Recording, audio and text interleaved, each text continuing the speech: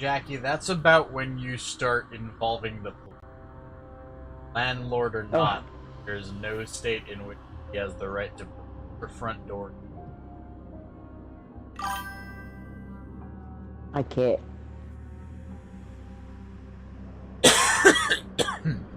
Oh. Oh. Hello, my souls. And welcome back to...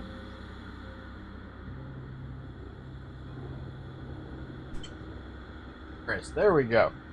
Yeah, get it out there. Remnant 2. Sorry, the light wasn't turning on. And after smashing my nuts earlier on trying to sit down and having them stick to my butt cheeks, I don't feel like rocking forward too terribly much.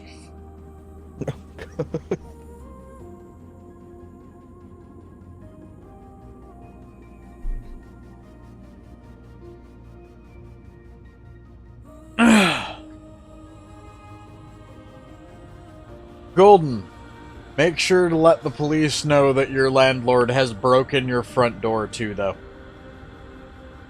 Like, that is police report time. 100%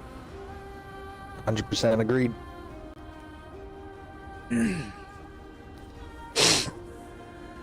Because at that point, you're looking at already pretty universally illegal practices. Some of which can be considered criminal.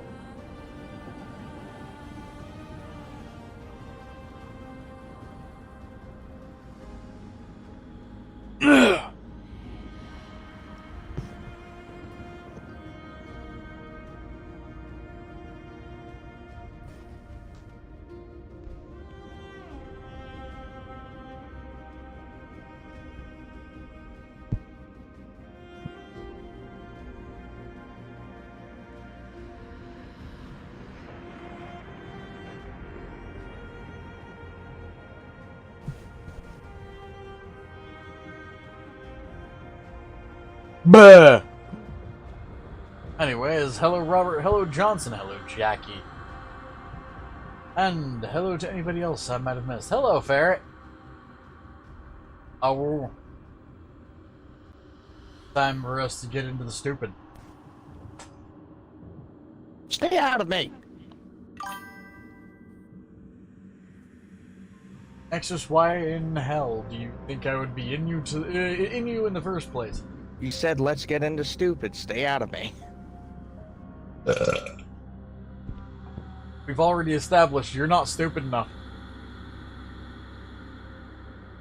I mean, fair enough. After that story, yeah.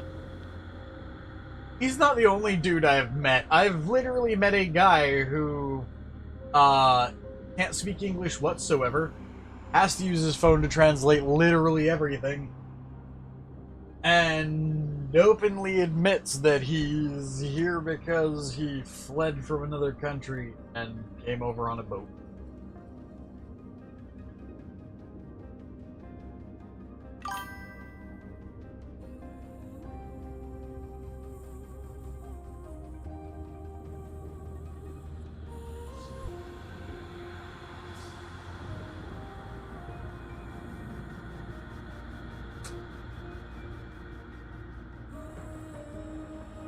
That guy has a current model Tesla. I don't mean like the normal cars either. I mean the dude has a customized Cybertruck.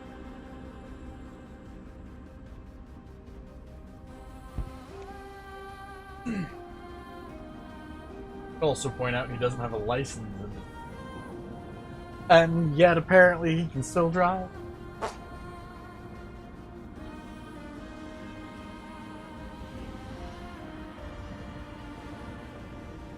Anyways, let's go shoot shit.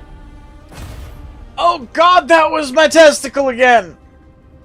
Ah! Same one? Both of them! I hit both of them earlier, but no, this was the left one. Ugh. At this point, you might as well just transition. I'm gonna make you eat yourself. Okay, I might have deserved that.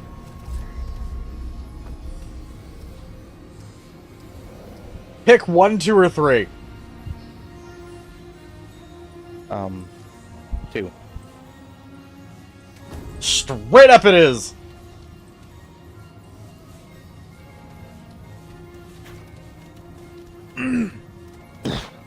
Nom the Robert.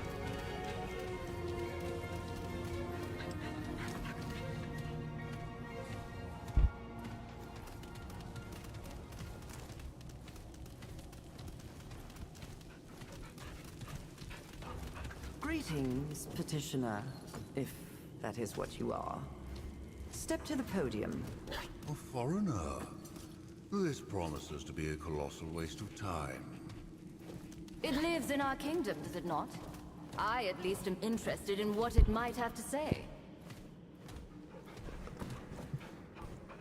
Well, this is not what I expected. Hold on. Hail, stranger. I am Savan, speaker of the One True King's Council. State your nature and business for the record, please. Your nature, yes. What are you exactly? You're not one of the... well, what do they call themselves? The Dran, are you?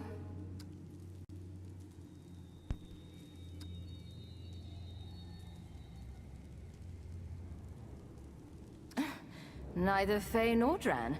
How very curious. Tell us more about this Earth. Oh, Niall, you waste our time. The Fae have more imperative matters that require our attention. Oneril speaks true. Please, petitioner, briefly state your business before the council. Your friend is here. Now? How distressing. Perhaps we can help you find them. Perhaps not. Or have you forgotten the rather large problem yet undealt with, starting with what lies beyond this very door? I had not forgotten Oneril, but as we are at a standstill, I thought to turn our attention to something more refreshing for the time being. Sadly, our resources must be devoted to the troubles at hand, Niall. Petitioner, we will not help you at this time. Good day.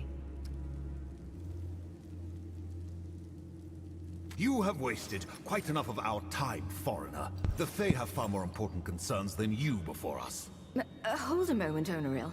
Perhaps this stranger could be of use to us. The Fae presently live in fear and uncertainty, stranger. The One True King has been usurped by an impostor, aided by one of those seated before you. But we know not which. As an independent party, you might find clarity where we have failed. Will you help us?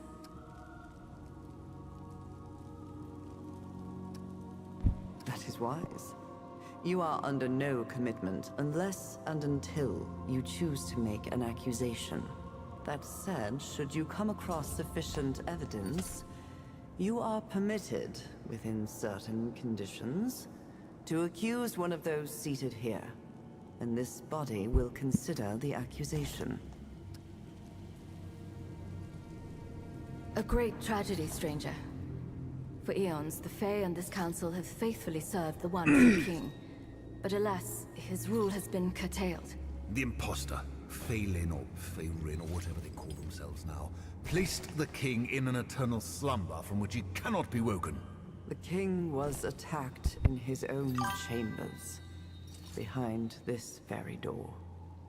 The impostor could not have entered without aid from a member of this council. But, of course, we all have our alibis, as you can imagine. None of us were here. This has been proven many times. If you can find any evidence tying one of us to this tragedy or to the impostor, then Fae justice might be done. It won't be enough, Savan. The impostor still sits upon the throne. Yet, it will be a step, and a necessary one toward restoring order among the Fae.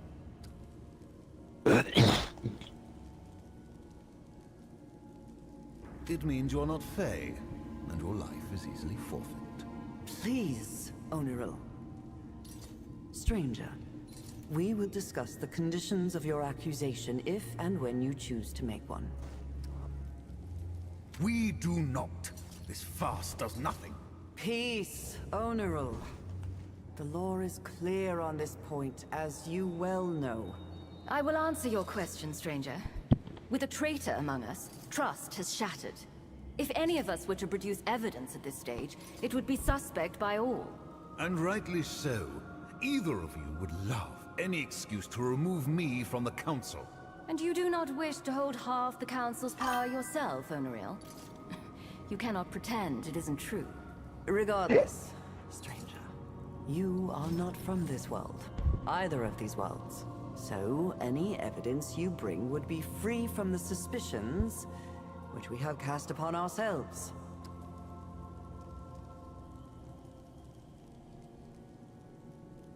Precisely my point. This foreigner may have any number of reasons for accusing any one of us. Which is why, if and when evidence is produced, we alone will pronounce the final judgment. And if that evidence has been falsified, tainted, how do I know one of you has not paid this interloper to act on your behalf? Oneril, only you assume that everyone is as unscrupulous as yourself. Not everyone seeks power at any cost. Very well. I will judge it when I see it. I trust no one, but I trust the two of you less than this foreigner. We now know that the impostor approached each one of us at some point, whispering promises of freedom and power, trying to poison our minds against the one true king. He only said what we wanted to hear. Pity one of us listened. Can you blame them, though? The imposter called out important truths. Is that an admission of guilt, Niall? If you would allow me to finish. I was saying he called out important truths that we must take to heart, despite the poison that obviously accompanied them. We would do well to address the flaws raised by the imposter. And I find it difficult to cast blame on any who thought there might be a smoother path towards doing so. And yet that path has led to ruin. We have merely exchanged one tyrant for another. Indeed, but our feelings on the outcome are irrelevant. This council must be absolved of guilt if we are ever to restore order to the Fae. Alas, we do not know. There is no blood, no wound that we can see. Not that we were able to investigate the scene fully. At your request, Oneril. I cannot trust either of you backstabbers nor anyone you might call to serve us. Were those not your words? They were indeed, and the sentiment holds. Regardless, it is unknown even what could harm the king. It is said that no mortal weapon can kill him. And many have tried. So, Jackie, I'll agree that your landlord is definitely an idiot.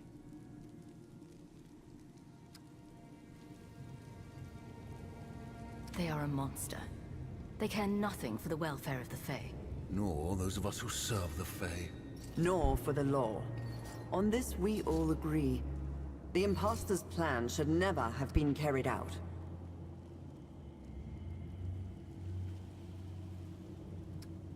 So it would seem. We cannot function like this, stranger. If we cannot root out the traitor, then this council remains impotent. The king has ruled over the Fae as long as anyone can recall. He has always been a guiding force, both in our world and our lives. Some believed he was too much of a guiding force. More than some. Yet, look at us now. The king sleeps, and our world is spun into chaos. Indeed. It would seem his life is more entwined with our world than anyone knew. Imagine what would have happened if he had been killed. Oh, of course! How could we have been so blind? The genius of this foreigner who is so much more clever than all of the Fae together. Please, Oneril. Their question is academic curiosity. The simple answer, stranger, is magic of a kind more powerful than any here have yet seen. We suspect the imposter's conspiracy went even deeper than this council alone. Which is why we must identify which of you is the conspirator here. As you will, stranger. Should you find evidence, though, bring it before us.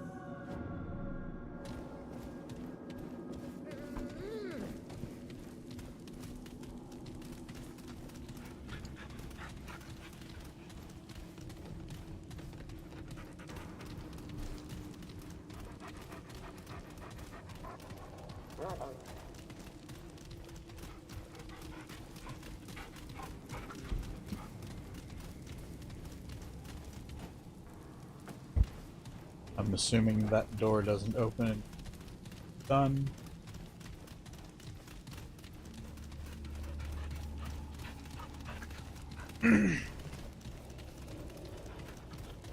Okay, left or right? Right.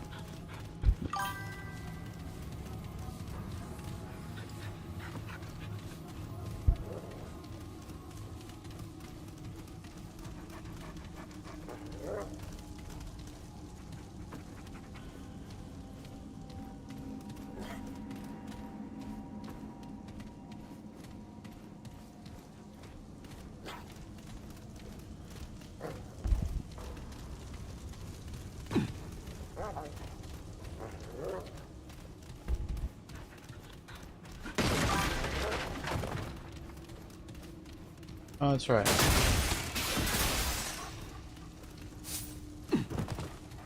I should be diving through more things.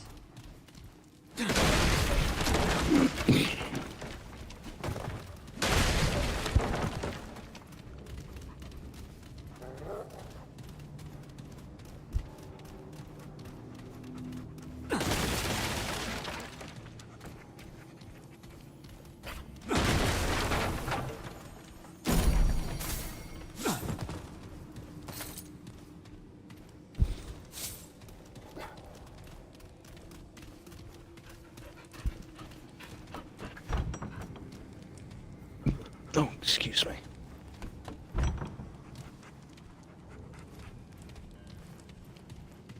So you said right, right? Right. Wrong.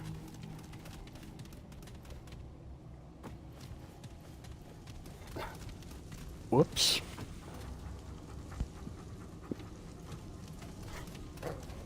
That apparently is not how that goes. So right was not right.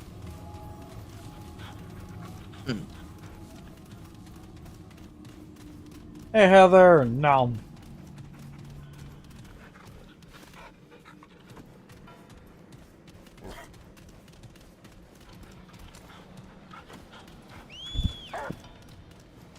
Alright, let's do this.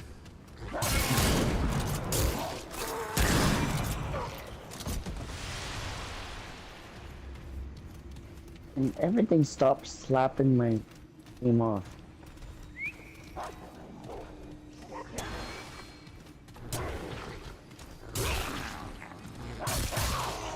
What's trying to do what to your thingy now?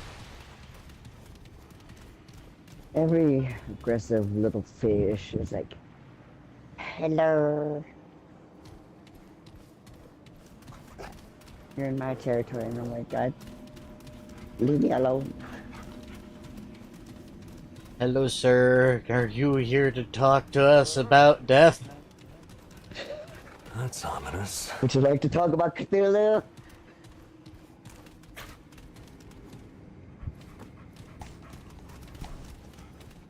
I'm not heading further that direction.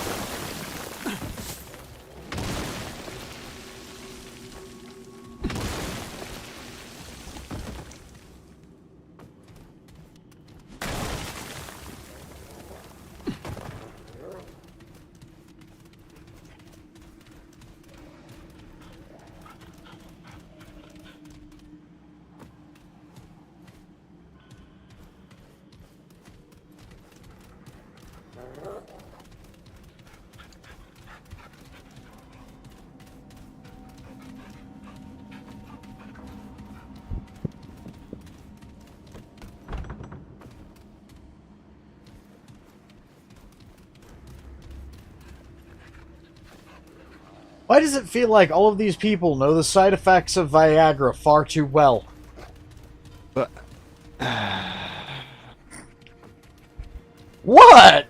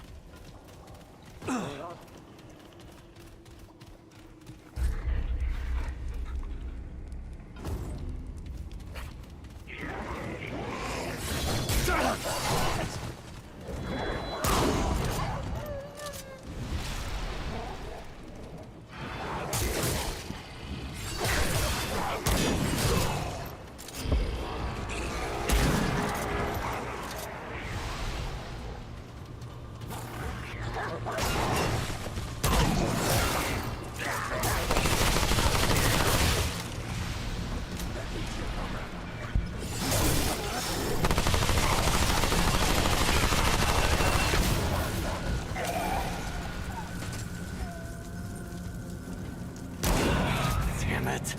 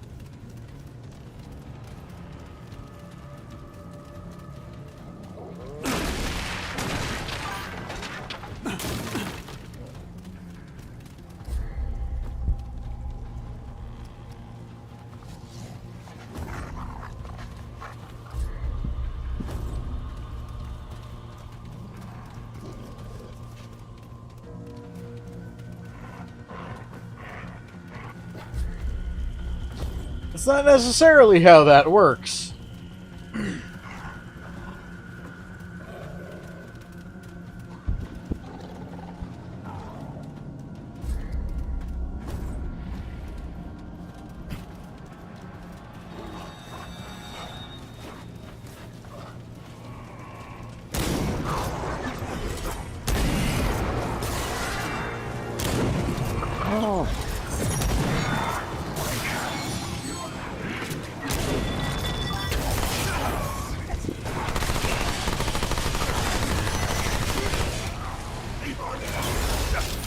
Damn it.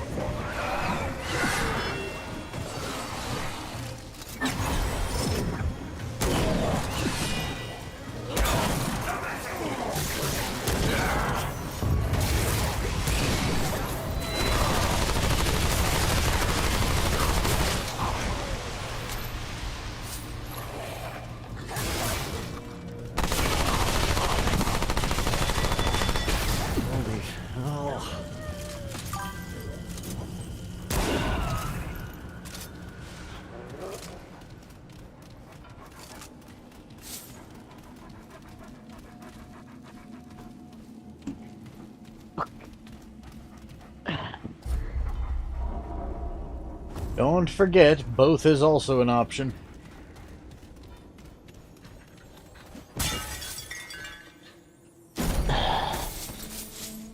What?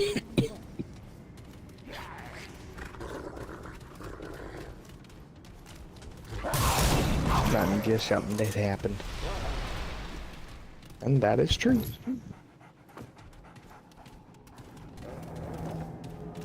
Boingity. Boingity.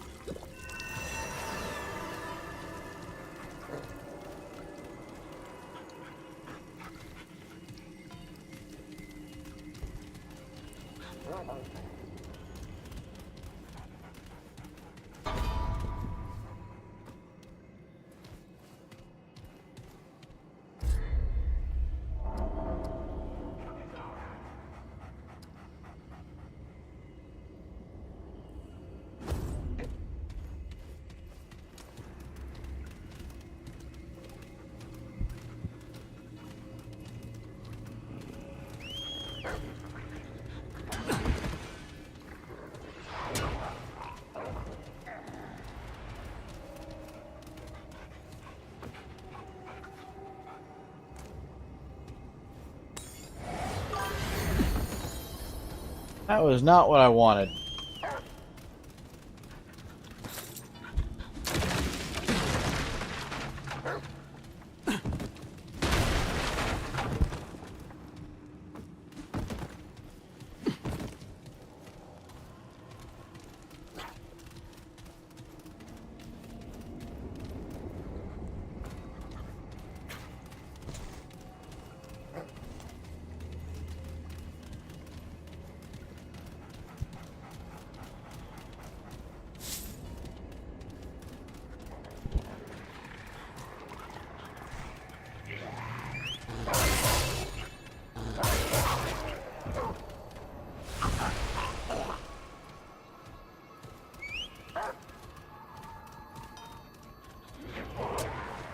Shit.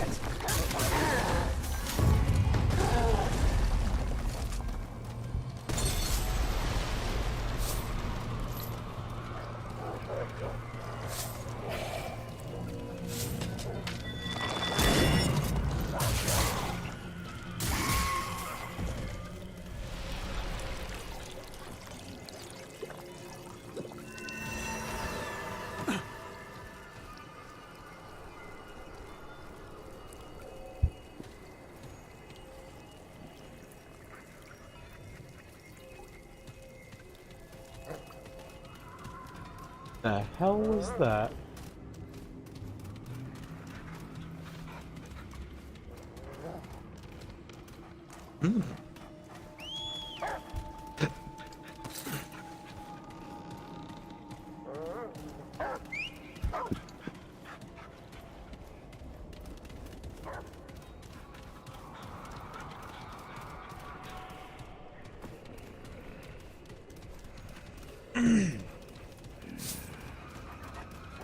I have a trait point available.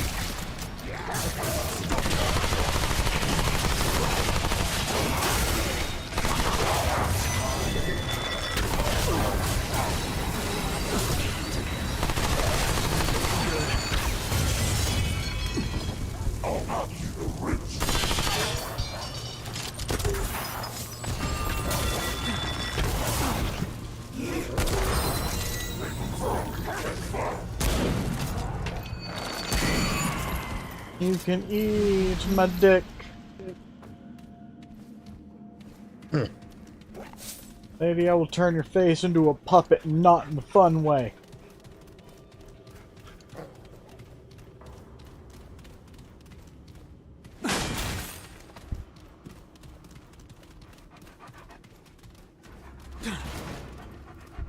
And Axis. Yes. Num. I'm gonna hurt you.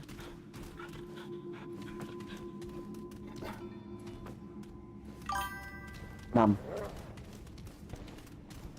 Nom.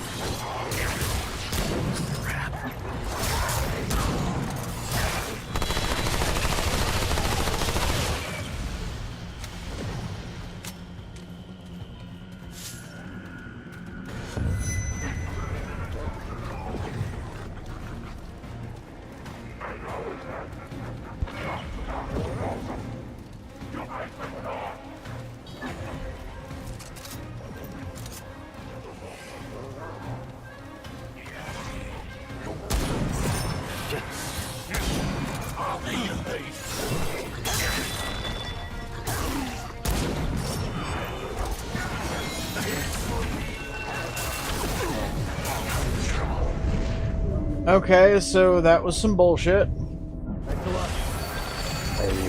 Yeah.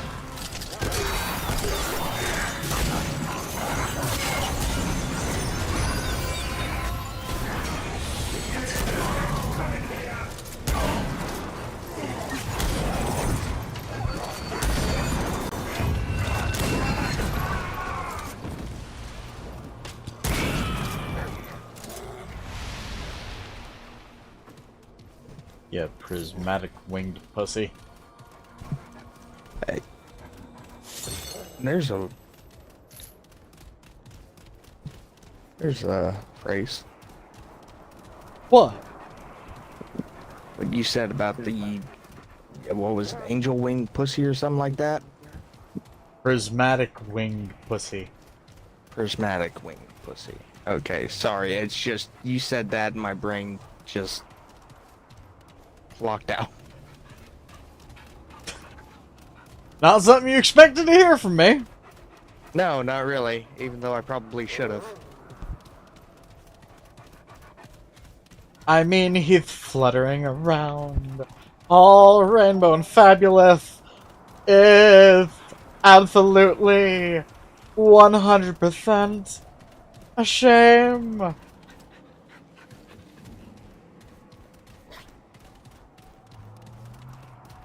I swear to God, he looks like what you would get between if you crossed an angel with a fairy.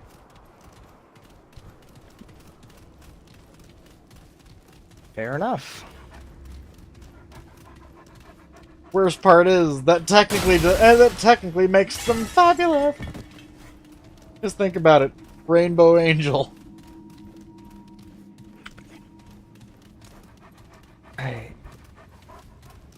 I don't want to think about it. Too bad.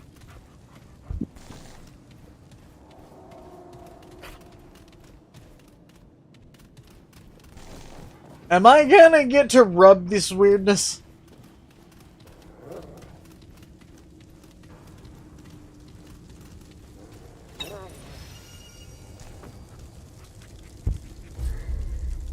Birthright of the Lost.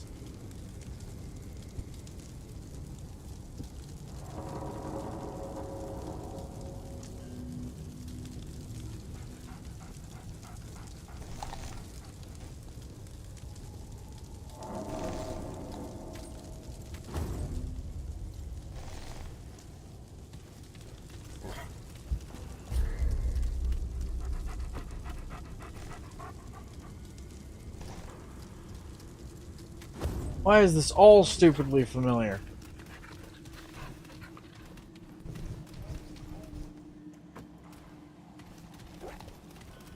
I'm sorry, now all I can think about, the only thing that goes through my mind is one song, Deja Vu.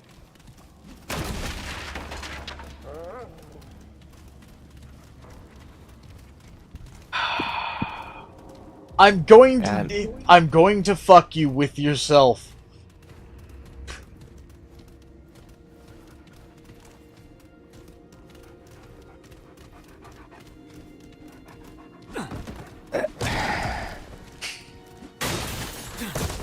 That's just a form of masturbation. Theoretically, yes.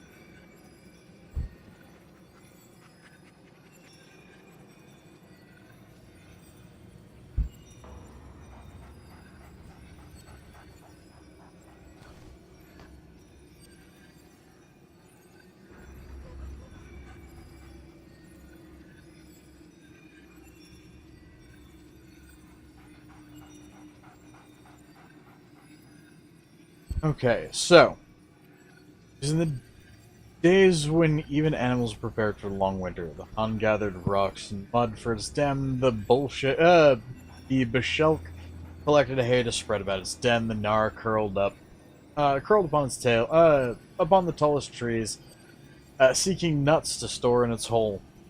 One day the Nara climbed a particularly tall tree, a task it disliked very much, for climbing was difficult and the branches often treacherous.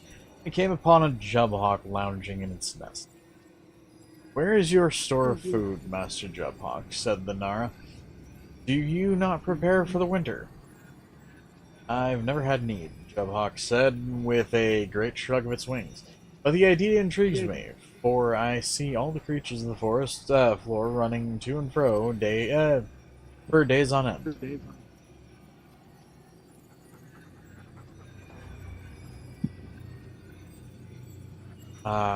So we must," said the Nara, with a flick of its tails, "else the winter will claim us."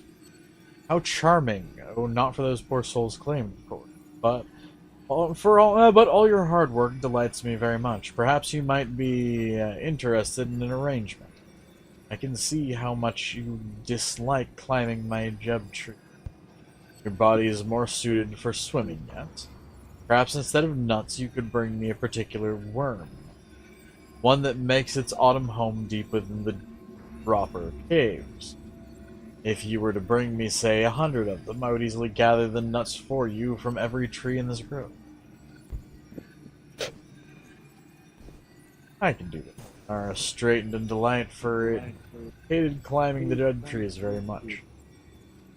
Swimming in the pools of the upper caves was much more to its liking. Make this deal. Surely the Nara slithered into its cave, slipped into the cold pool, swam through the underwater passage, and entered a dark chamber where the only light was the glow of the cave worms the Jubhawk desired so much. There were hundreds upon the walls, and the rock was easily scalable for the Nara, much easier than the cursed jub tree. This will be simple," she thought. "It will require a full week to gather all the nuts in the Jubhawk Grove, but this will take me but a day with Jubhawks With Jubhawk's help, I can begin my winter's rest early.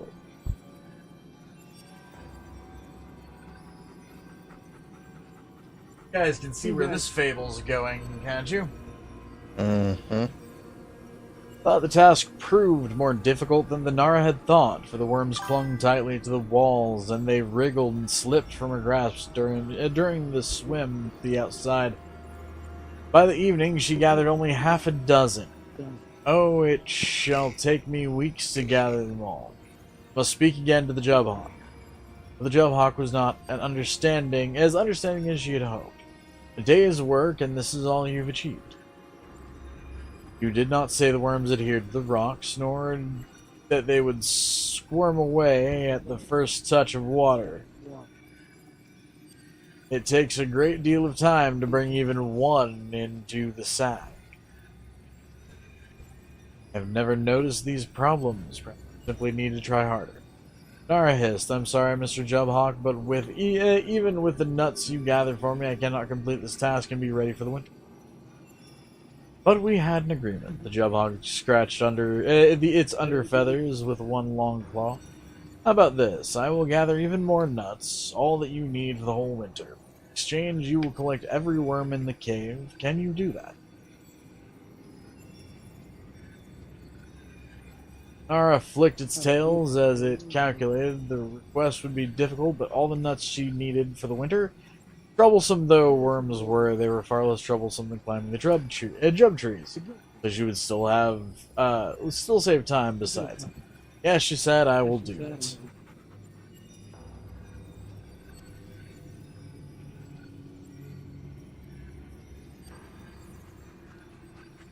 And so she returned to the work. One at a time, she pried each worm from its wall and towed it through the water until she was too tired to do more, and brought what she had for the Jubhawk that day. After a week of this, she began to dislike the work, but reminded herself that she's got to spend her entire day swimming in the cool of the cave rather than the heat of the forest, and her work would be done with the good days.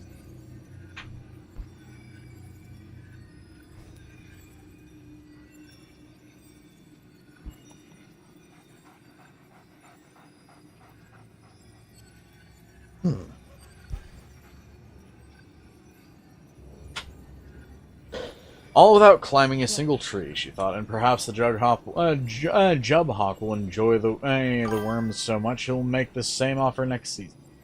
Then I could begin winter's rest even earlier. And with that pleasant thought ahead of her, she smiled and continued her work. Days grew colder, so too did the cave pools. The work became so slow and difficult. Each sunset, the Nara brought a sack before the Jubhawk and redid her calculations. No longer would her winter rest start early, but with the Jubhawk's help, she would survive the winter. Perhaps next season she could start early. She noticed another thing, however. Where are the nuts, Mr. Jubhawk? For surely he had gathered some by now. The Jubhawk waved casual wing at him. And gather more in a day than you can in a fortnight, it will be done. But, she said, her slender body quivering with anxiety, the nuts will not remain forever. They must be gathered before they fall. Dear Nara, which of us lives in these jub trees? Jubhawk's feathers puffed out, as it took offense. Perhaps you should spend more energy on worms than misgivings, for this deal pleases me, and it would be nice to do it again next year. Nara smiled at that and slipped away. The Jubhawk was right, of course. He knew his trees better than she, and next year she would be even faster. In any case, it was too late for the deal to change now. There was no time left for her to collect the nuts she needed by herself. With the Jubhawk's words in her heart, she returned to her work with even greater fervor, and by the time the first winter clouds loomed on the horizon, she returned with the final sack and placed it at the foot of the jub tree. Jubhawk, she called, I have the last of them, every worm as promised. The Jubhawk flapped down, clutched the sack in its talons, and flew it back to its nest without a word. The Nara waited, but he did not reappear. Mr. Jubhawk, said the Nara, a shiver of worry niggling at her tails. Great Bird poked his head out from his nest and looked down. Of course, I apologize. Thank you so much, Junara. This arrangement has been quite a pleasure. I look forward to continuing it in the future. And dropped a small bag from above. The bag landed nearly on the Nara's head and spilled forth a mere handful of jub nuts. Hardly enough for a week, let alone the winter. The Nara hissed in agitation. Where are the rest, Mr. Jubhawk? Promised all I need. Jubhawk walked out onto the great branches with a sad look upon his face. I'm sorry, dear Nara, but I flew here and there all day, but every jub tree is in every grove. That is all I could find. All day, the Nara said. What of the other days? The Jubhawk did not appear to hear her. Here, he said, take a few of my worms, for I surely do not need all of them. He dropped a sack that Nara had brought him that day. Nara scowled. I can't eat worms. The Jubhawk had returned to his nest already and disappeared. Nara called until the clouds rolled in the sunset. The Jubhawk showed not a feather. She returned to her burrow with the scant nuts the Jubhawk had given. Even eaten sparingly, those nuts were gone within the month. It was too cold to gather more. Nara had little choice. She slithered far and wide in the snow, searching for any food that could be she could eat. But all the food had been frozen or gathered, and all the animals holed up in the winter. Snows fell, the cold worsened, and the trusting Nara froze to death before she could even return home. Moral of the story: trust is for fools.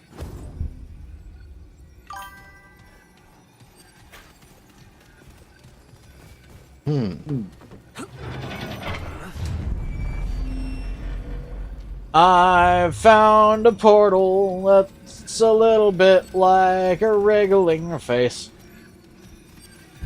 It's a mirror. I'm gonna go inside it. And Nexus, I'm in your reflection, Uwu. No wonder the mirror hasn't cracked yet. Oh, don't worry, there's enough crack in here to make everything go weird, but it's not gonna crack. What the fuck? What? Oh god. What? I've got cracked for days. Ooh.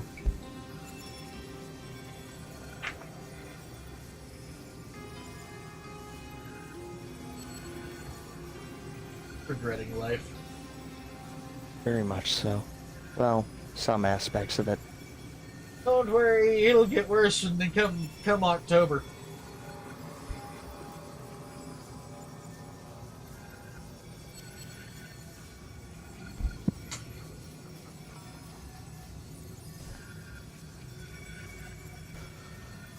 There be that.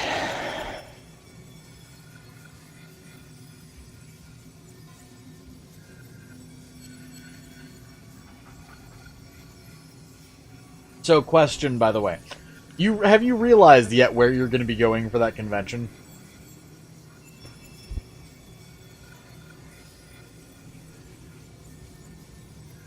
What do you mean by that? So you know how they called Vegas a den of sin, right?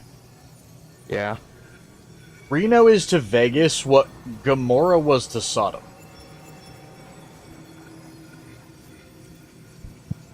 Not too familiar. You don't know the story of Sodom and Gomorrah? I don't think so.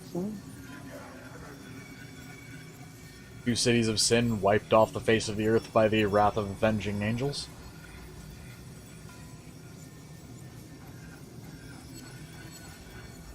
No, Damn, boy, you haven't studied much where it comes to religion, have you? Not really. Eh. Ah, well. There's quite a lot of useful fables in various religions.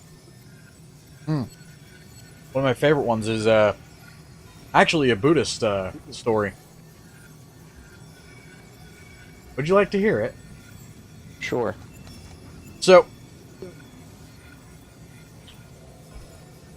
one day, or correction, not one day, but in a simple province in Japan, way back when, there was a wealthy landowner's son, wanted for nothing. This is one of the nastiest, meanest people in the world. If you so much as looked at him wrong, he would do whatever he could to destroy your life. One day, an old man is walking past and accidentally brushes his shoulder.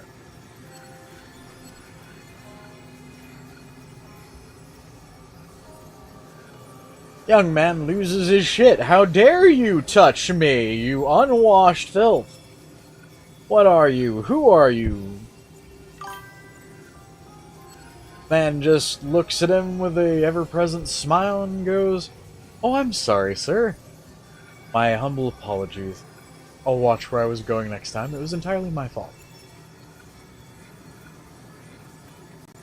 Sits there, takes a complete tongue lashing from the landowner's son. Never once loses his smile, even bids him good day. And this was a thought that stuck with the landowner's son. Well, I haven't smiled like that in ever. What is it that this penniless wanderer has that would allow him to smile like that when I haven't known anything of the sort in my life to bring me such happiness? So he sat one day under a tree, sat pondering that thought, but he couldn't quite figure it out. So he goes searching all over his lands, all over his province, in search of this wandering gentleman who brought him such a profound thought. Eventually found him and asked, "Sir, you are penniless, are you not?" "Why, yes." "Do you have family nearby?" "No, I simply travel where I want." "Well, do you have a destination you're going to?" "Oh, well, wherever the wind takes me."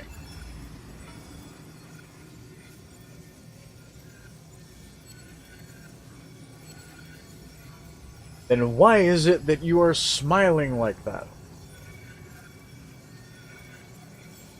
"I have everything and you have nothing. What makes you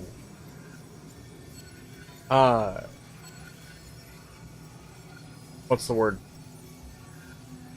Joyful or happy? So happy, so joyous. What makes you so joyous when you have nothing in comparison?" And looks at him and simply says, "Well, that's easy. I'm just thankful to be alive."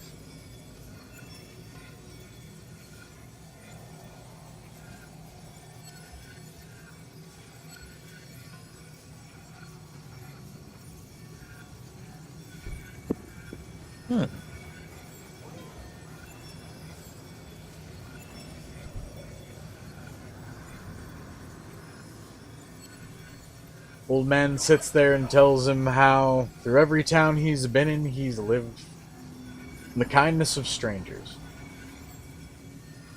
How the only thing he has ever had to show is a smile and kindness.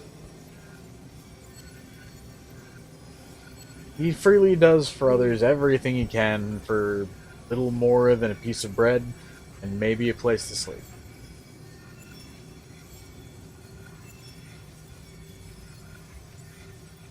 The young man sits there for days on end under that tree that he had spoken to this old man under, and sits thinking, well,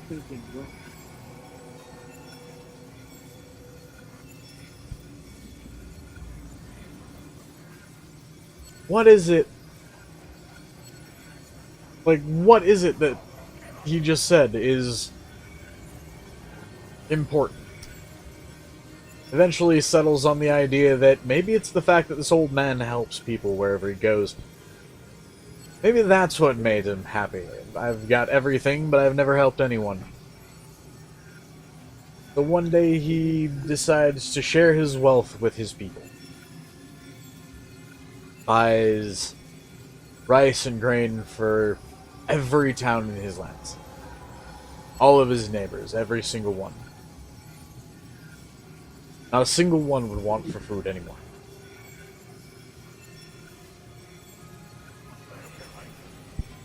Every day he would go out, freely hand out food to anyone who passed by.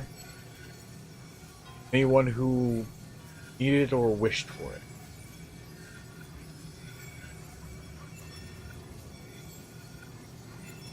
Young man went from a fat young man to a skinny old man.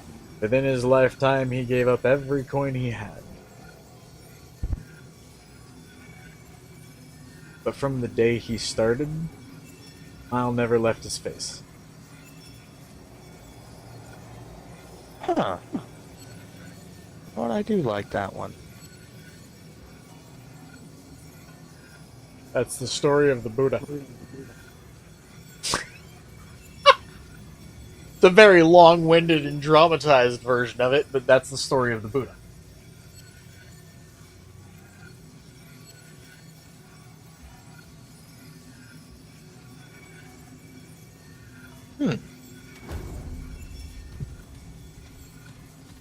Dude, never known kindness. Oh, Jesus, Council Tribunal.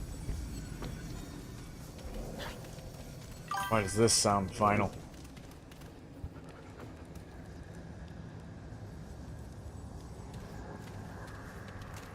Well, where the fuck is this?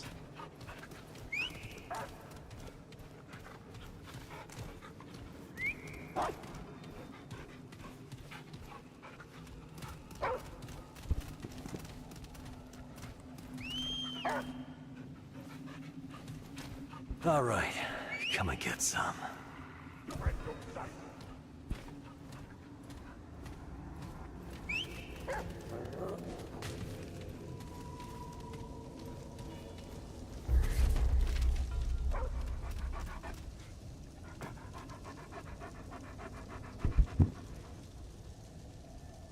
Oh, story of the feast.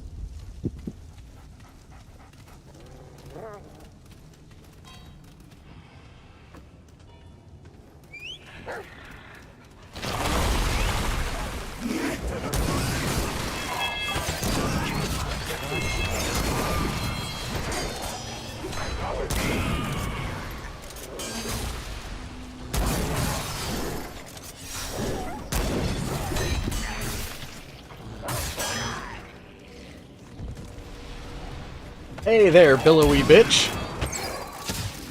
Get made a little holier, please.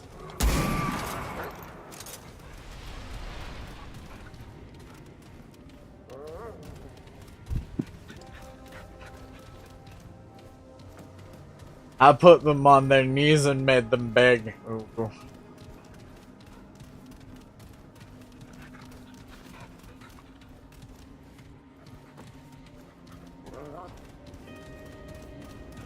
I'm still loaded and full of holes.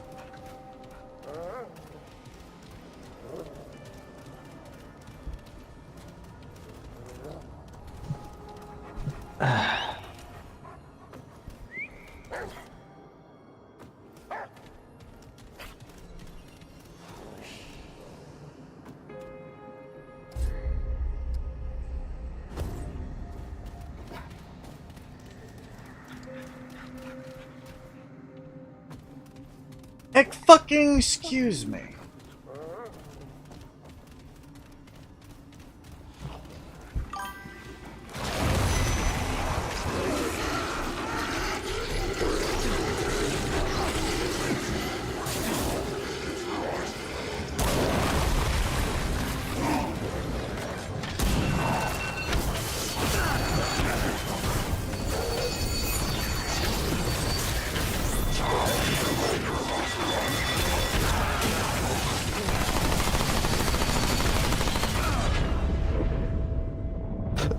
Ah, damn it.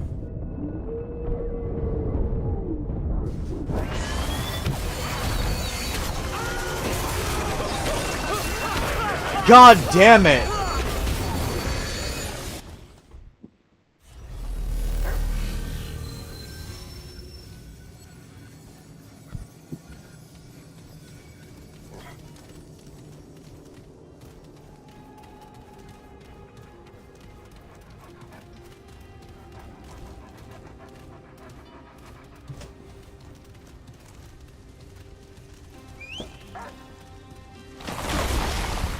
Abracadabra, bitch tits.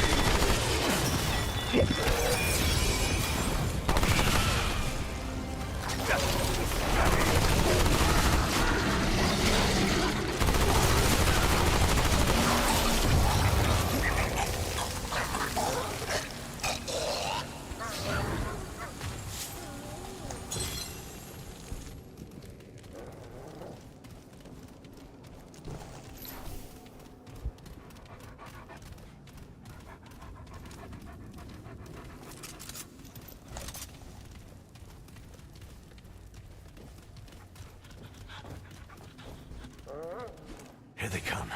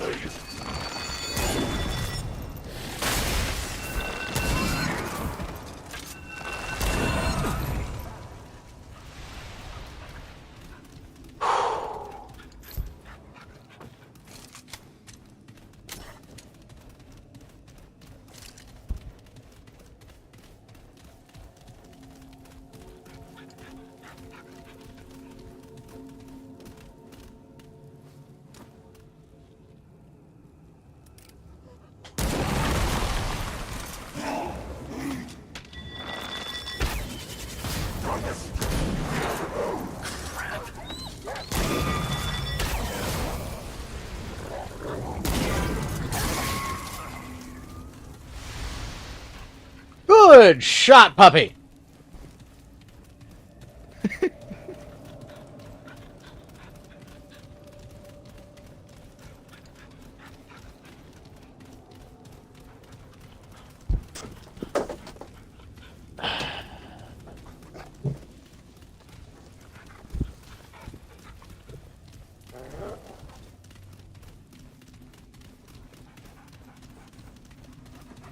Can I eat you?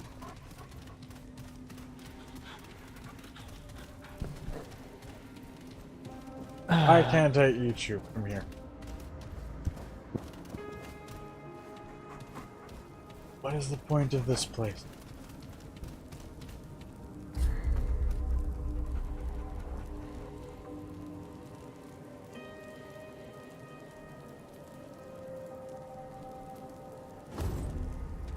Maybe it doesn't have a point.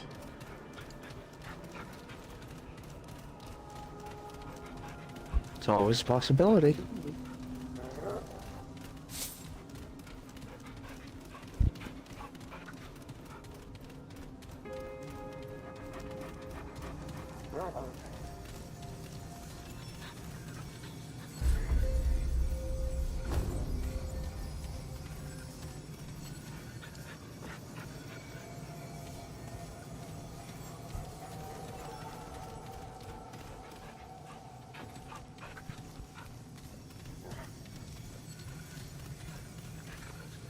It's blocked off, though.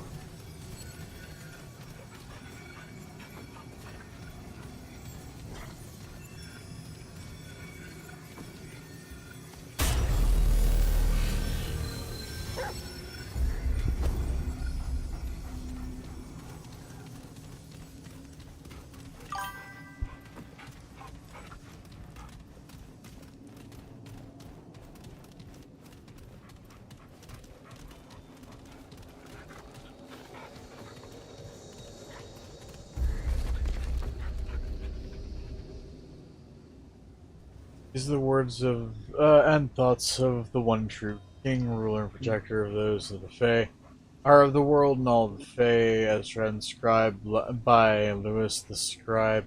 I put these thoughts to pen so that if something should befall me, the Fae might still have some chance of survival. If they would but heed my wisdom, I will say it plain: the Fae are not fit to rule. I do not speak from hubris or contempt. In fact, if the Fae were to rule the Fae, chaos and destruction would inevitably follow. They are a volatile decoction, most suited for entropy and act best when guided towards some predefined purpose. As their eternal protector and guardian of this world, it is my life's duty to provide the world a safe harbor from both external threats and from the Fae themselves. It is my duty to protect the Fae from their own proclivities. I record these thoughts then, as the history for the Fae, or history of the Fae for the Fae's own sake. For no beings exists who know them and love them as well. Oof, this is gonna be a read. Ooh.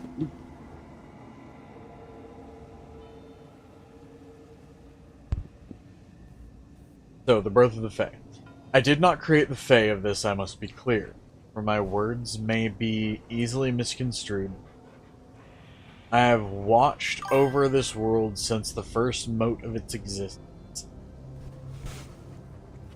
But I am as much a product of its creation as the Fae and everything else. The Fae came later, birthed by the storm and the vigor of air from the start, and vigorous from the start. Powerful winds leveled rock and tree that night. Lightning struck fields and turned them to ash. When storms passed, it left both life and destruction in its wake. I thought the Fae animals at first, predators perhaps, for they hunted and killed with no small skill. Yet as I watched, I realized they hunted more for sport than need. They would often pounce on a kill, eviscerate it, and leave the corpse to chase the next one. It was the chase they hunted more than the prey. I do not know nor understand what sort of entity would create such beings. I cannot fathom the thinking of a creature so powerful that worlds to them are like songs created, performed, and then cast aside to make room for the next. I did understand what I did understand was that if I did nothing, the Fae would destroy every living thing and themselves, until I alone remained guarding an empty sphere. If indeed ever I survived their predation. So I interacted. From me, they learned to stand, to speak, to dream. but they, as I might, could not shift their nature. Thus, I too learned from them. I learned what it means to rule the unruly. I learned that evil can only be subjugated to cruelty, and that the wild cannot be tamed if they do not wish it. I now am subjugated to them as much as they are to me. For were I to leave them for but a moment, the devastating storm that birthed them would surely in some form return. The fear of my world, the fear that my words may be construed as petty commendation, but I assure you there's nothing petty about the Fae. He didn't gain wisdom.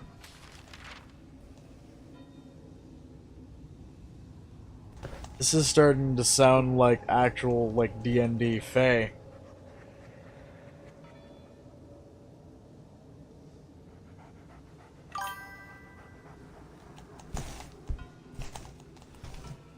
So, I establish roles for the Fae, responsibilities, rewarding them for good performance and punishing them for a lack. This is how they will learn, I thought, through structure and duty. Once they see their work has value, they will be all the more devoted to it. For some, this was indeed the case. My counselor, Nemus, while not Fae, still took to her role splendidly, as did certain members of the council, but these proved to be exceptions.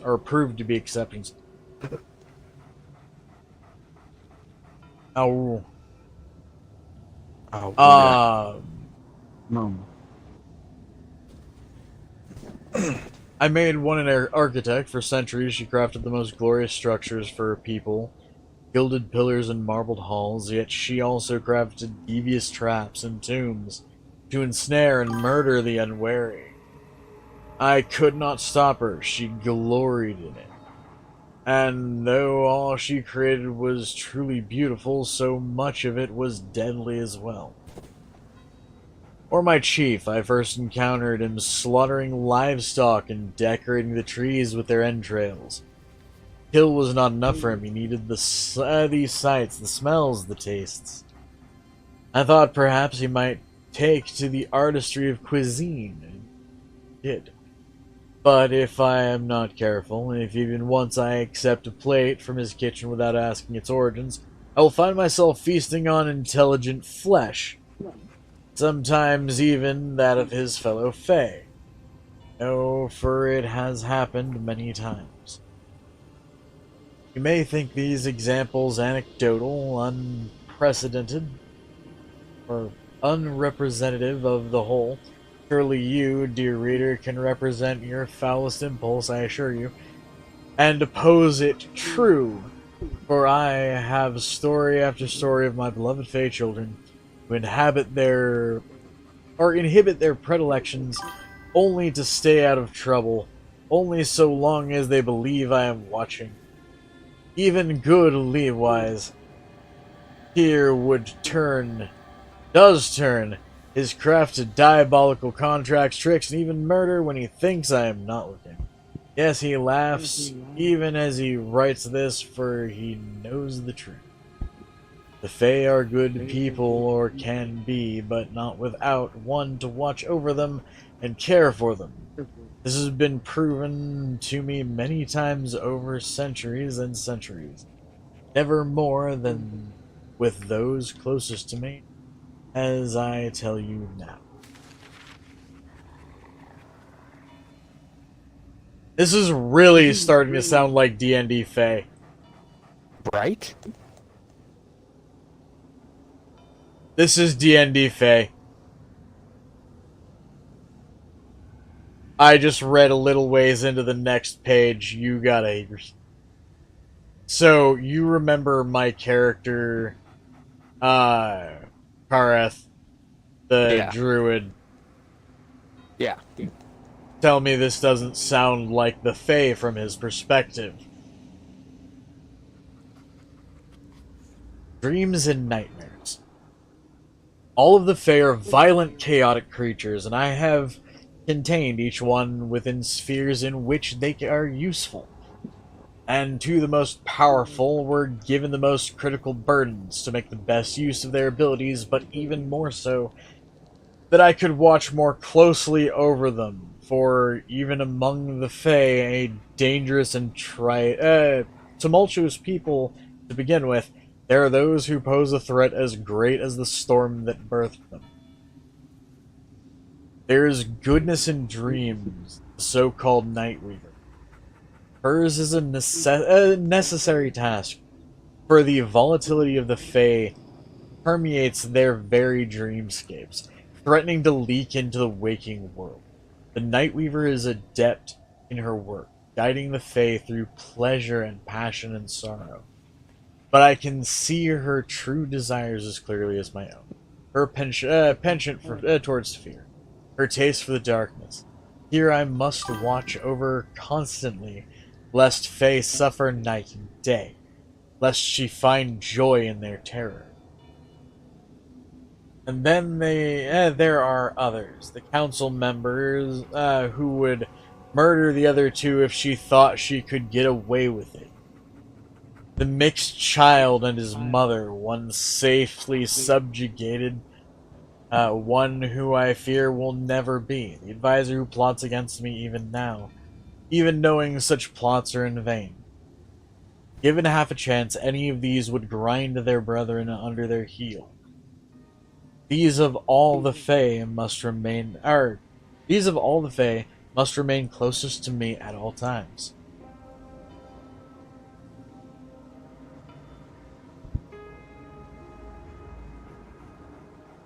Yeah, it sounds like him. Kind of his sounds like perspective. what he was thinking, how he was thinking about that party. Yeah.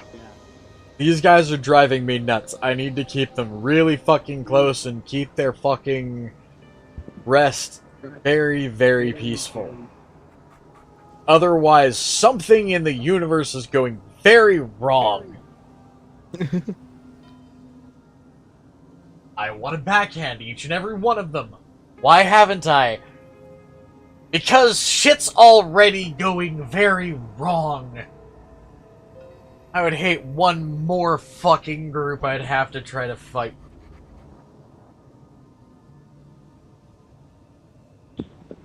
Oh, Jesus.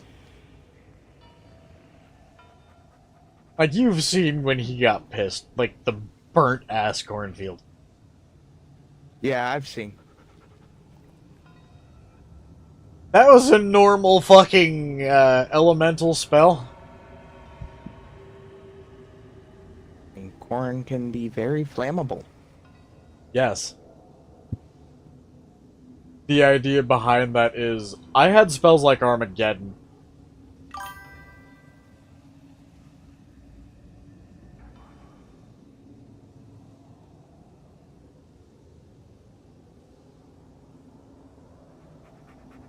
How fun those are!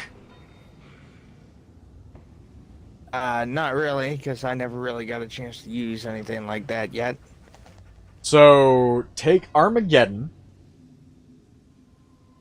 which is a massive AoE, continuous so long as you were, continuous indefinitely so long as you were maintaining the thought of it. With a max level druid, who had the ability to retain thought of spells and even cast them in beast form. So, the world suddenly begins to burn, volcanoes erupt underneath your feet, the sky spewing fucking forth massive flaming boulders that explode on impact.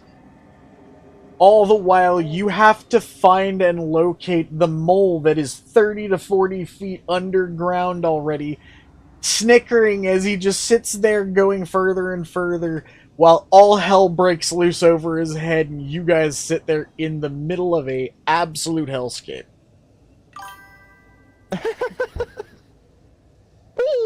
One turn. That's all it takes. Because as a max level druid, shapeshifting is a special action. can be done at any time. Which means the actions would be cast Armageddon. Shapeshift while casting. What's your next action? Dig down.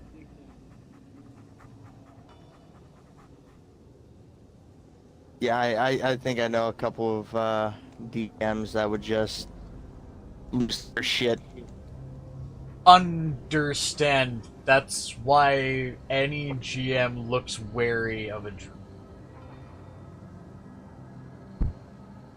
I mean, makes sense. Last page. What must become of the Fae? Oh! Oh no. There are those who accuse me of tyranny, of cruelty, oppression. They are not wrong. For without an iron fist, the Fae will destroy themselves and all around them. Left to their own devices, they would consume everything, leaving a dying husk of a suffering world. World collapsing in on itself. They delude themselves, as if I don't know what they are plotting, or why they speak about what they speak about behind closed doors. My closest confidant thinks I know nothing of his intentions to destroy me and take my place. But that is why he is closest to me, so that I know his intentions best of all. By my own laws, and bolstered by the power of this world, I cannot be killed, not by them, not by any means they have available to me. Yet I fear this one in particular will find a way. All of the Fae are obdurate and savage, but my dear counselor is infinitely clever as well. If a way can be found, he will find it. And if I am destroyed, this world will not survive his rule. This is why my words must be recorded and these secrets known. Though there are those among the Fae capable of the wisdom to see within themselves and the strength to change what they find. It will require a tight rein and selfless resolve, but it can be done. I pray to whatever being created us that I am not wrong in this, for the Fae are incapable of change. If the Fae are incapable of change, then we are all of us doomed.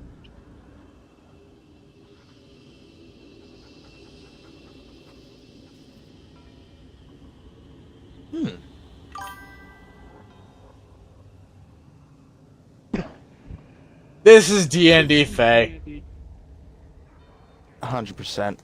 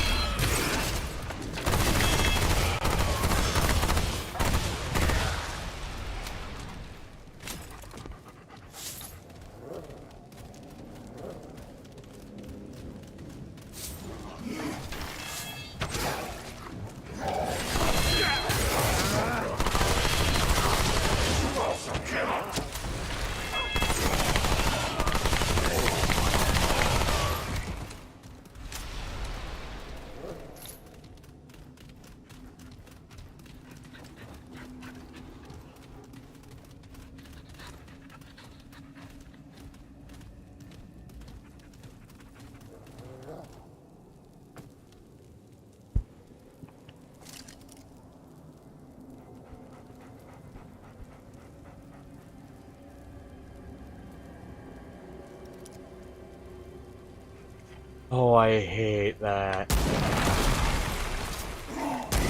Come on.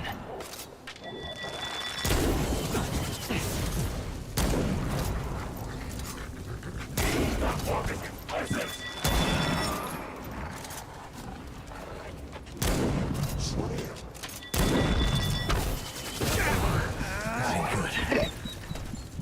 You adorable hiccups. Yes.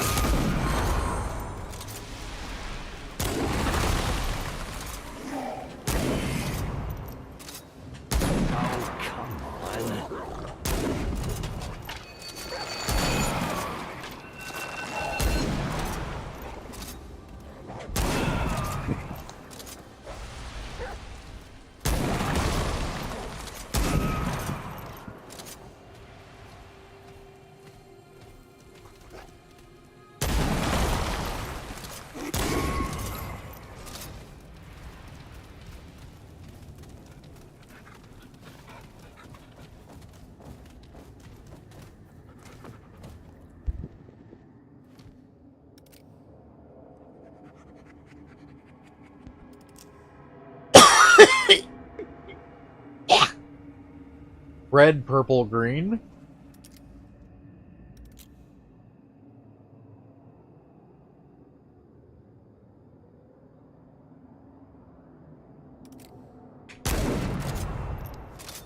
Wait.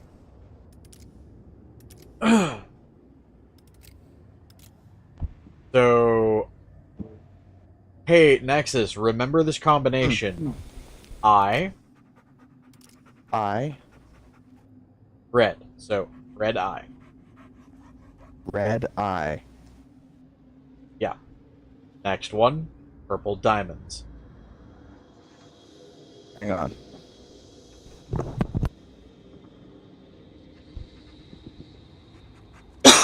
Or better yet, purple arrowhead.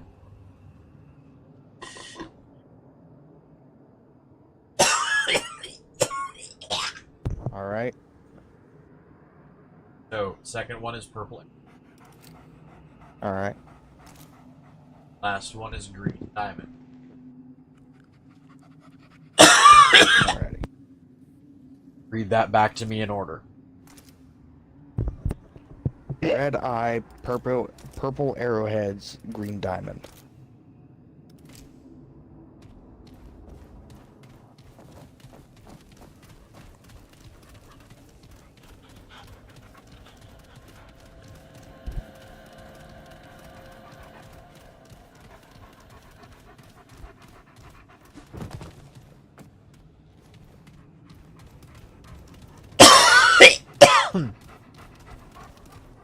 Ah.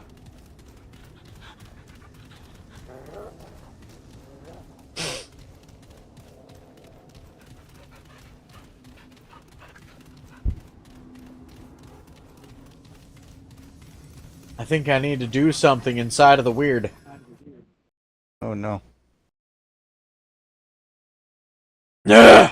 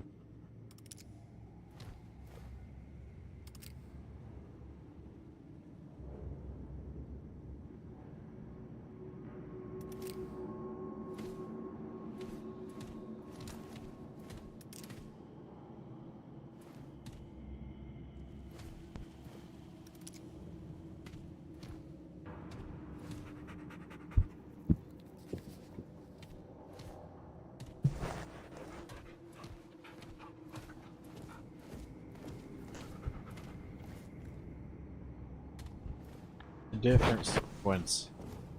But now I have to go check something else. Uh-oh.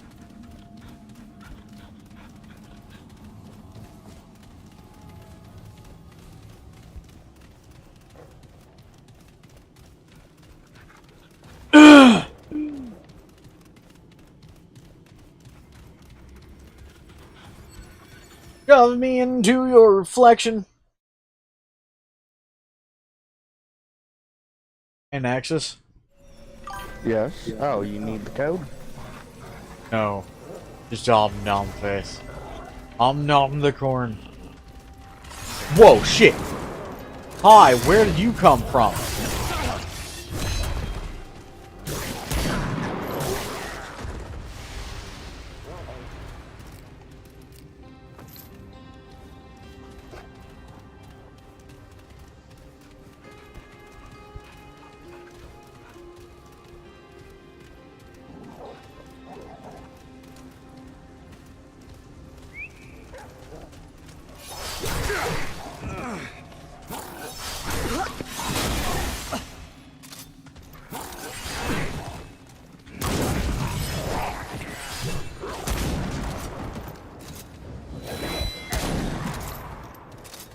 They are ignoring Mr. Dogmeat. This isn't looking good.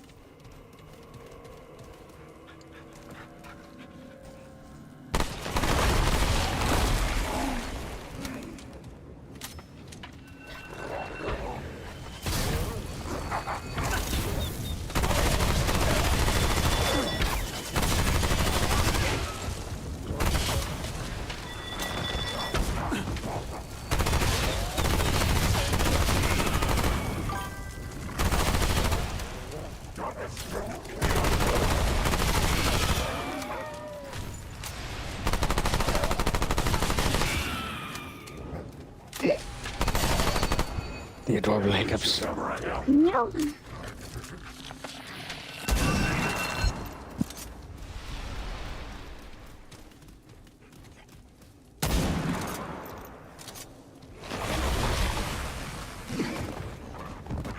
Why do you fuckers sound like the Zerg?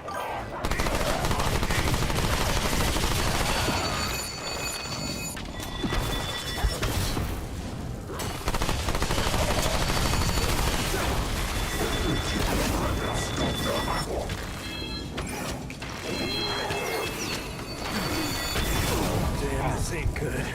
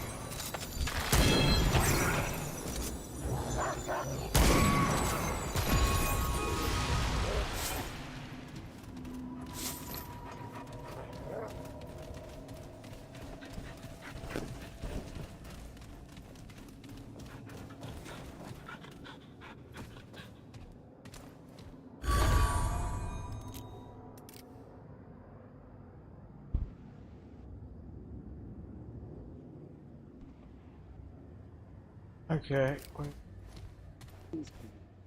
None of them match, though.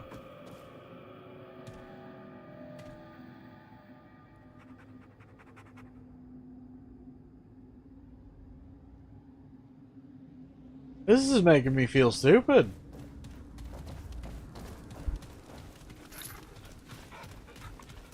Huh.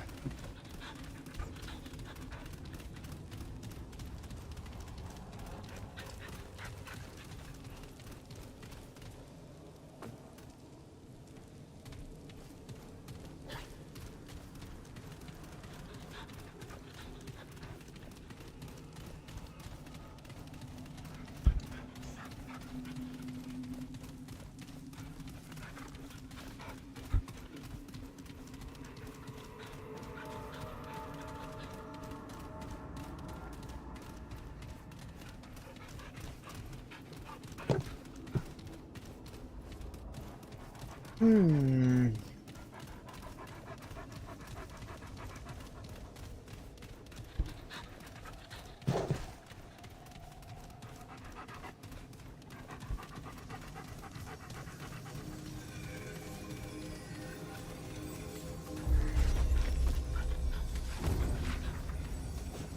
Story of the Nara.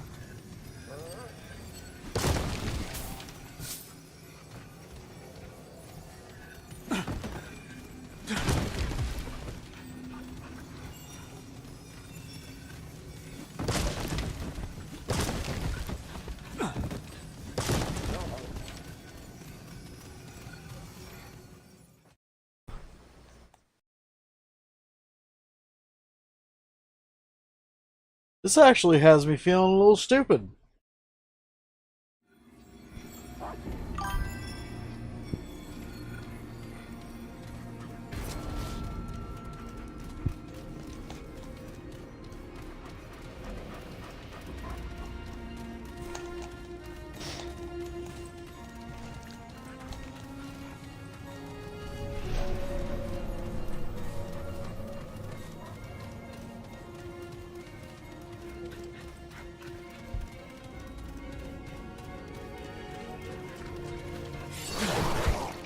That light is... Damn it.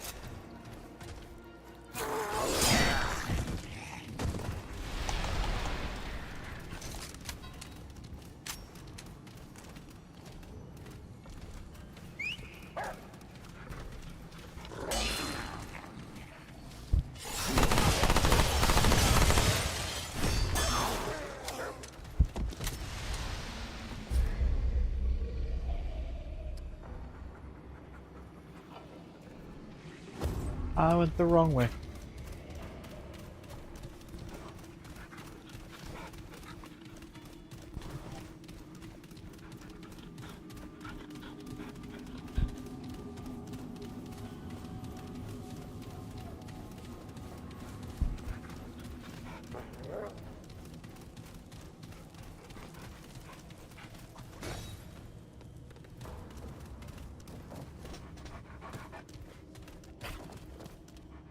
You're back. Have you found anything interesting of late? Fare thee well, stranger. And do tell us if you find anything interesting.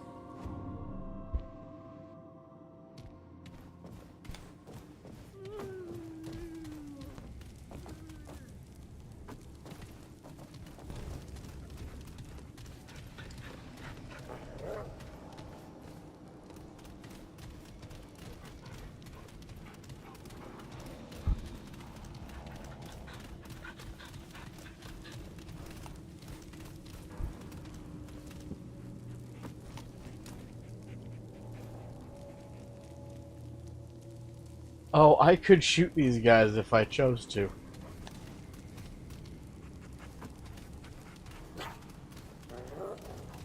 I don't want to do that, but Jesus fuckle.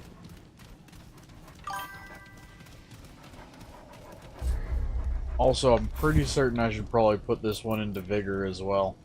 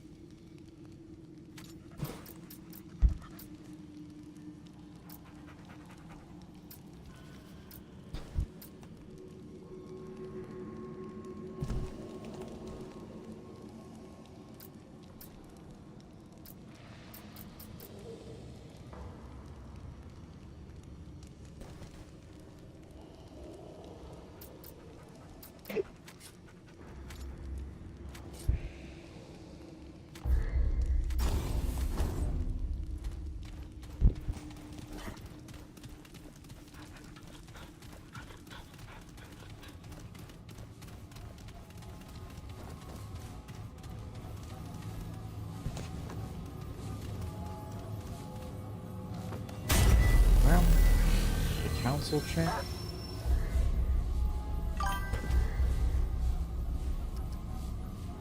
Okay.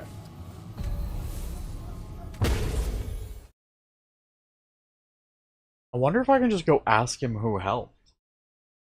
Oh shit, wait.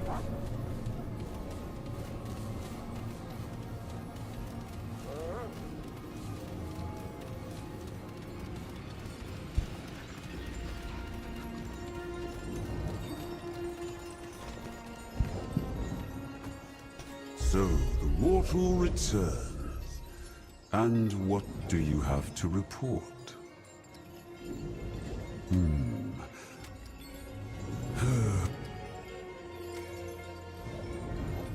Your reward awaits when the deed is done, mortal.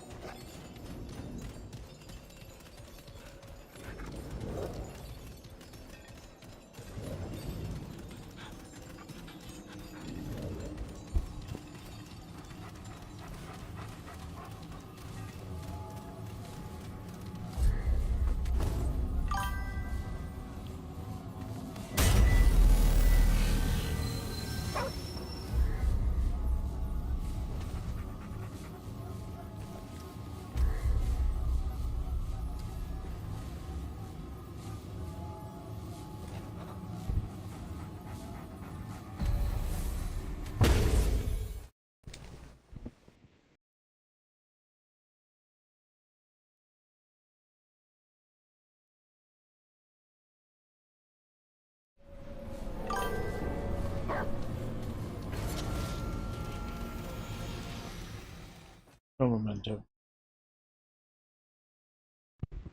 Check this out.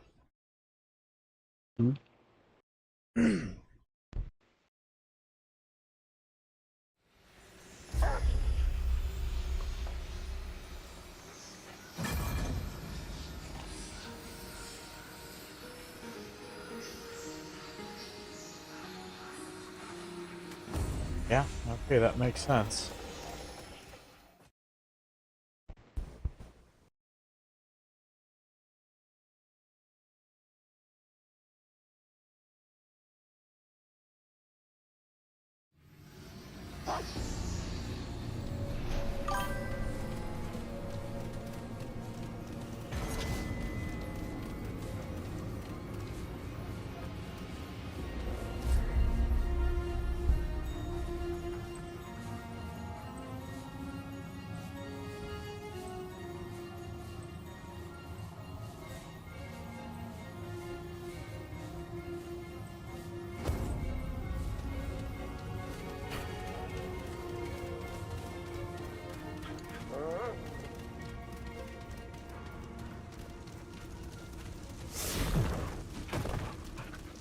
Ow.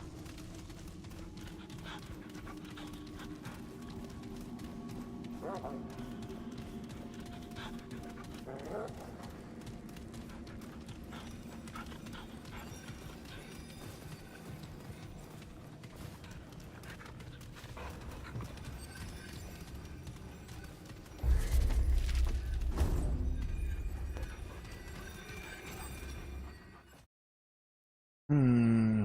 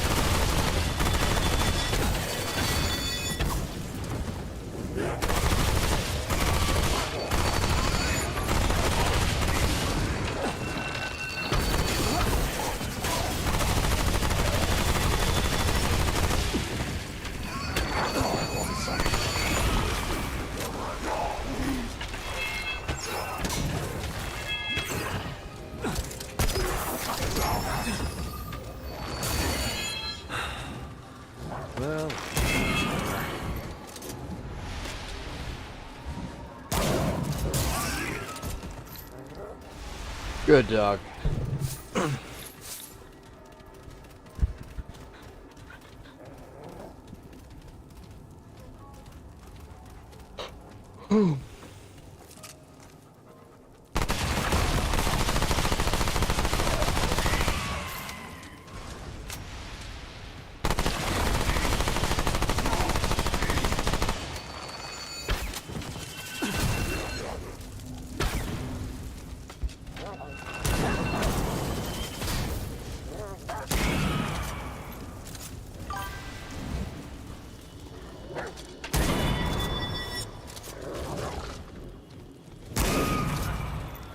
Dog, how are you? What the fuck?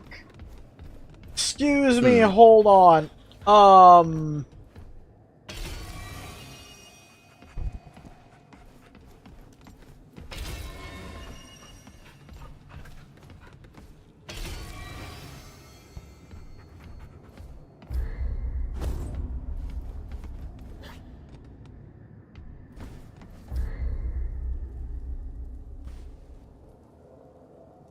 Are you just... Hmm.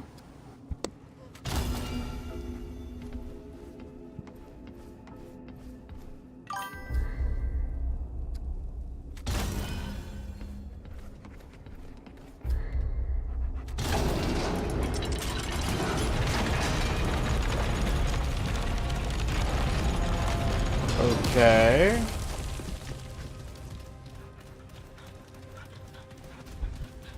I feel stupid. Surely Were it you wasn't just that bad. standing on air? Yeah, it looked like I was standing on air, didn't it? Just... I'm walking on the air. I've heard of walking on sunshine, but come on.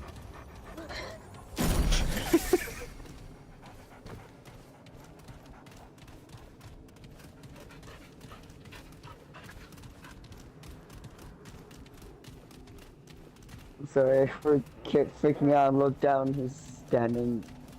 Excuse me, sir.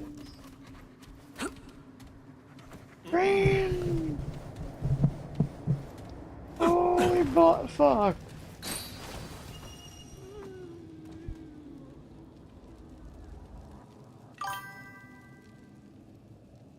What in the fuck ass are you? Hiccups. No! Yes.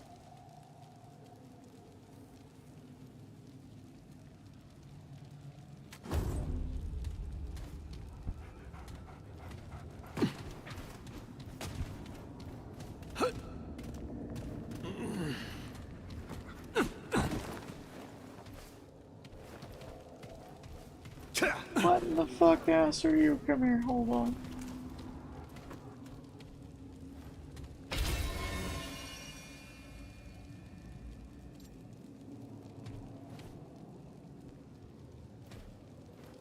Oh, you're the fuck... Okay, you're the king dude, aren't you?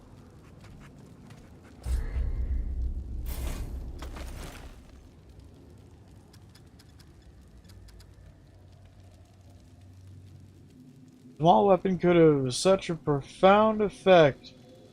A small teal jewel is set into the hilt, carved, ornate diamond-like crest.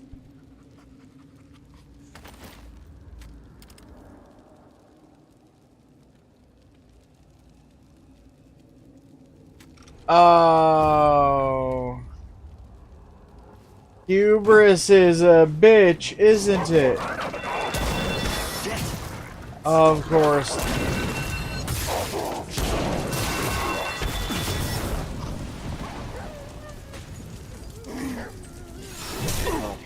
Oh, fuck you.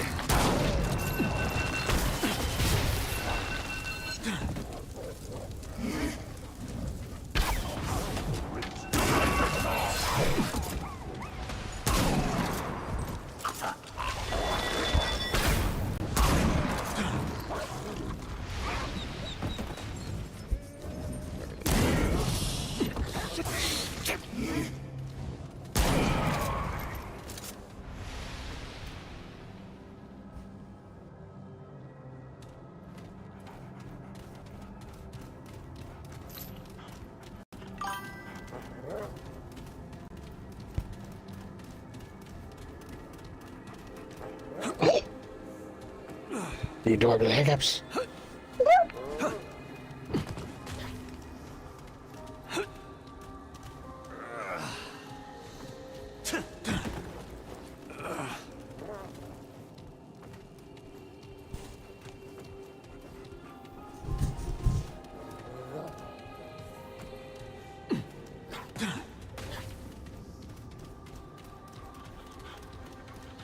How do you appear in stupid places?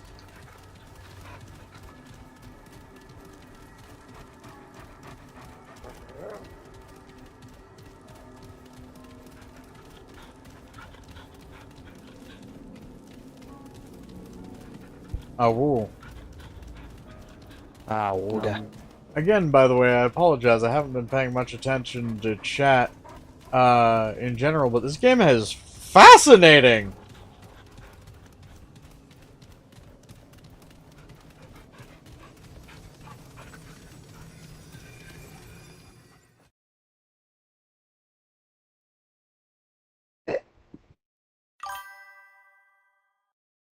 Adorable. Yep. A woogle. So now I've gotta wonder.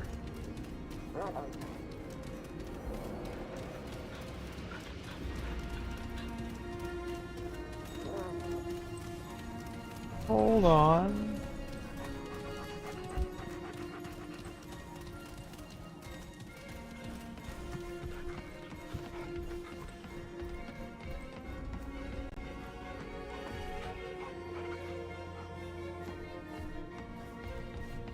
So that's a question.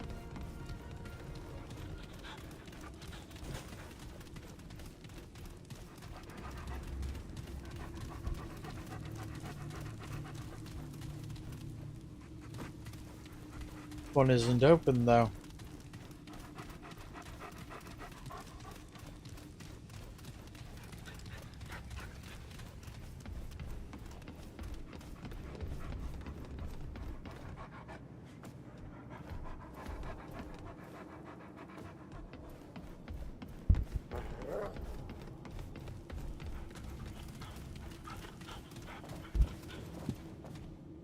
Oh, the foreigner. Here to waste more of our time. Tread carefully now, stranger. For Fey law is strict and swift, and you stand to accuse one of its highest-ranking members. If you accuse one of us, you must have evidence, new evidence, to support your claim. The penalty for frivolous accusations against the Council is steep. It is death, foreigner. At least for you. Swift and immediate. Are you prepared to make an accusation according to our laws?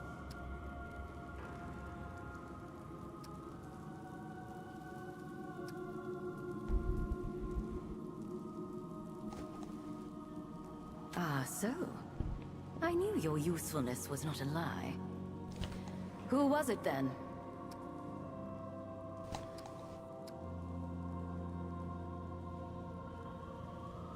Oh? You are aware I am the head of this council, are you not? This is a heavy accusation. What proof do you bring?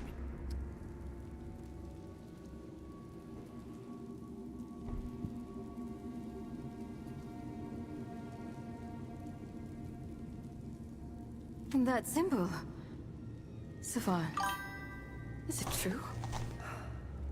It is. I knew it. I am appalled that you would cast aside the law for that tyrant. It was for the law that I helped him. The king was a tyrant too, flouting the law at every opportunity, and using us as his shields. I did not foresee that the imposter would be the same, if not worse. I submit myself to your judgment. We will see that they go easy on you. We will not, Niall. Whatever the outcome or her motivations, Savan has committed treason. If the law is to have any power at all, we must carry it out to the letter. Onoril is right.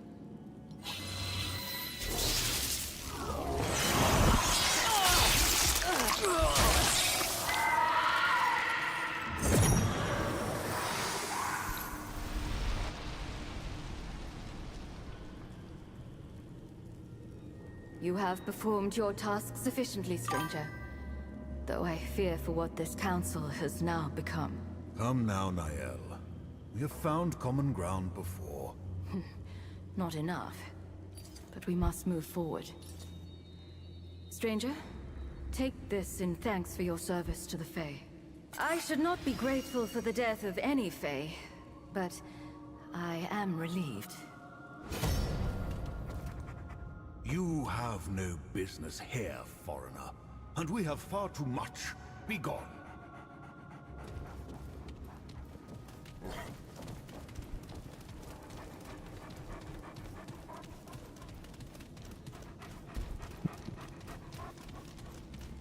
I'm assuming that you're gonna let me.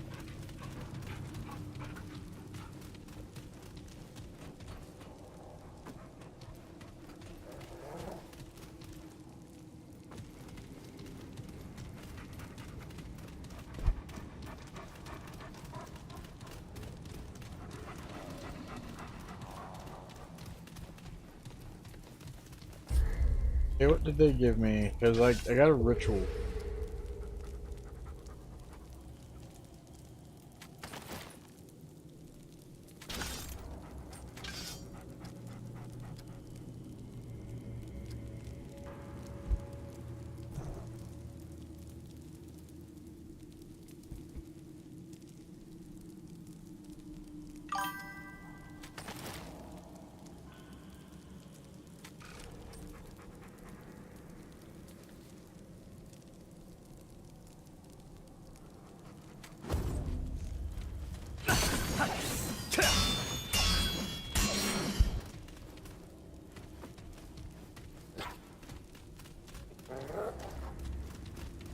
All right.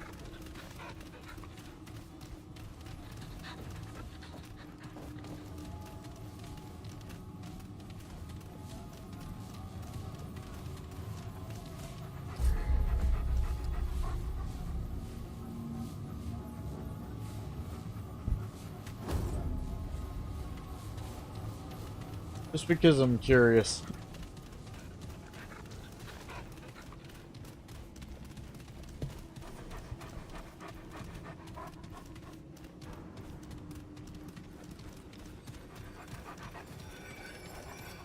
With the death of one of the council members, will it change the look of the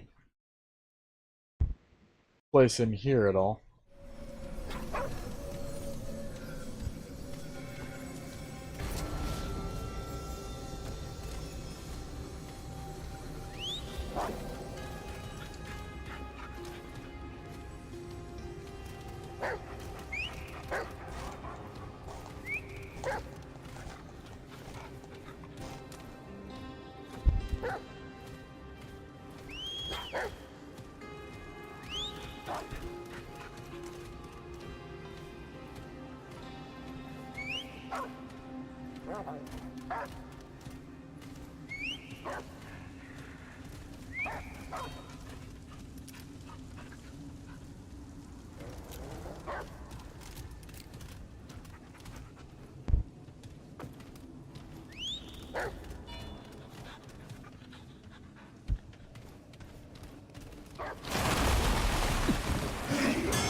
Decided to leave it.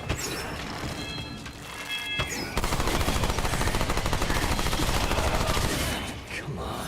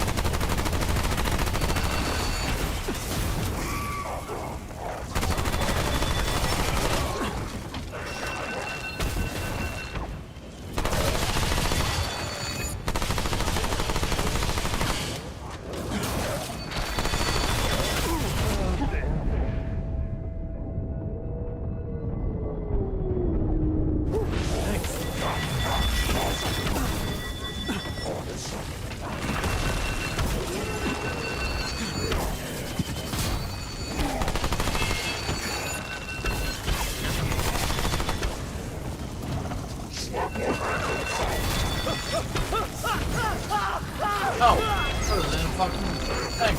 There. Oof. Yeah, oof.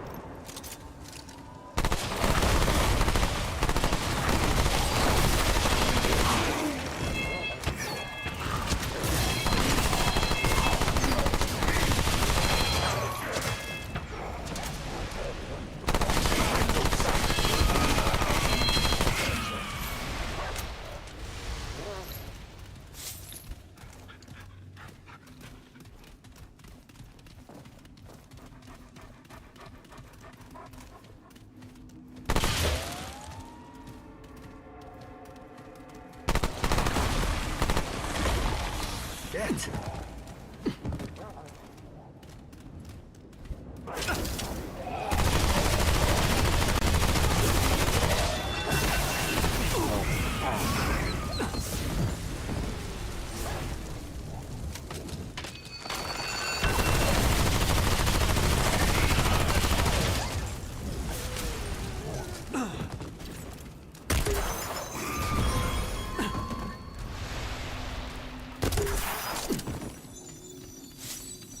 Here they come.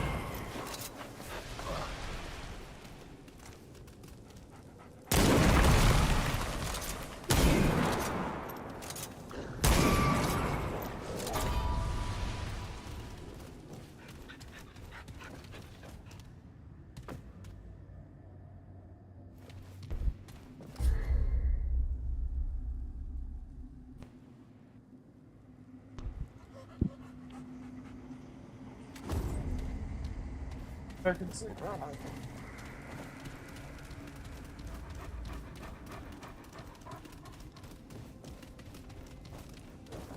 Back toward.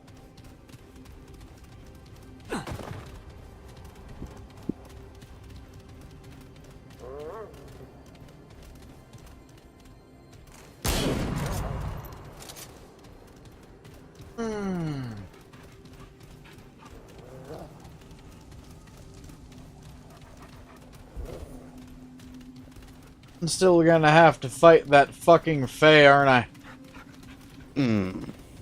That's not good. Fighting Fae is never fun. It's really not.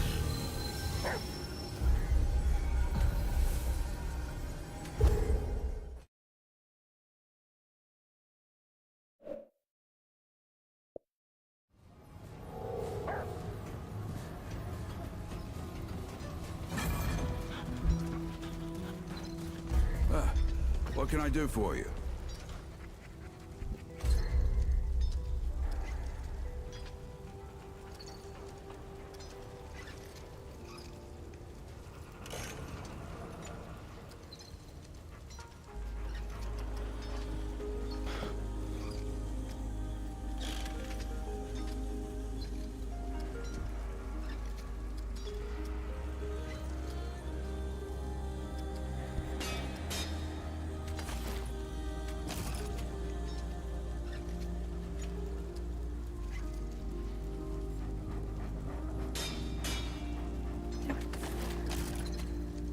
know where to find me.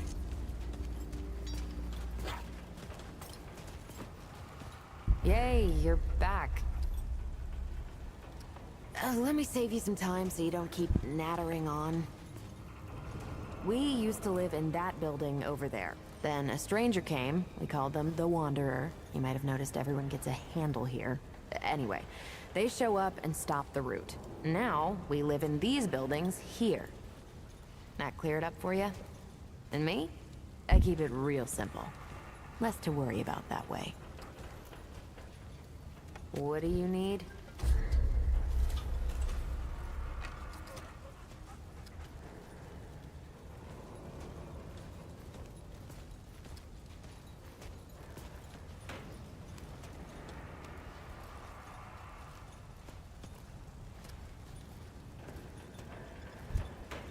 Okay, we're done. I still find it weird that there's nowhere I can bring...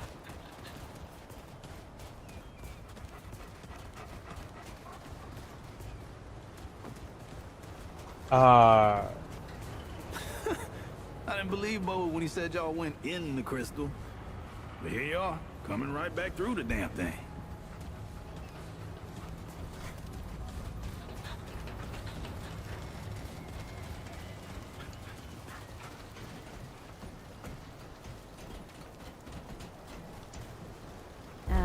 Don't suppose you've seen Clementine yet, have you? That's too bad. Well, you never gave up on me. I don't expect you'll give up on her either. Keep trying, hey? She's gotta be out there.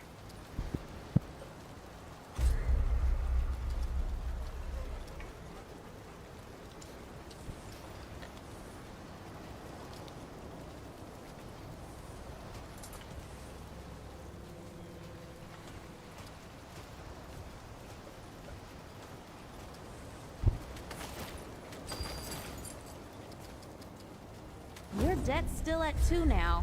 Remember that.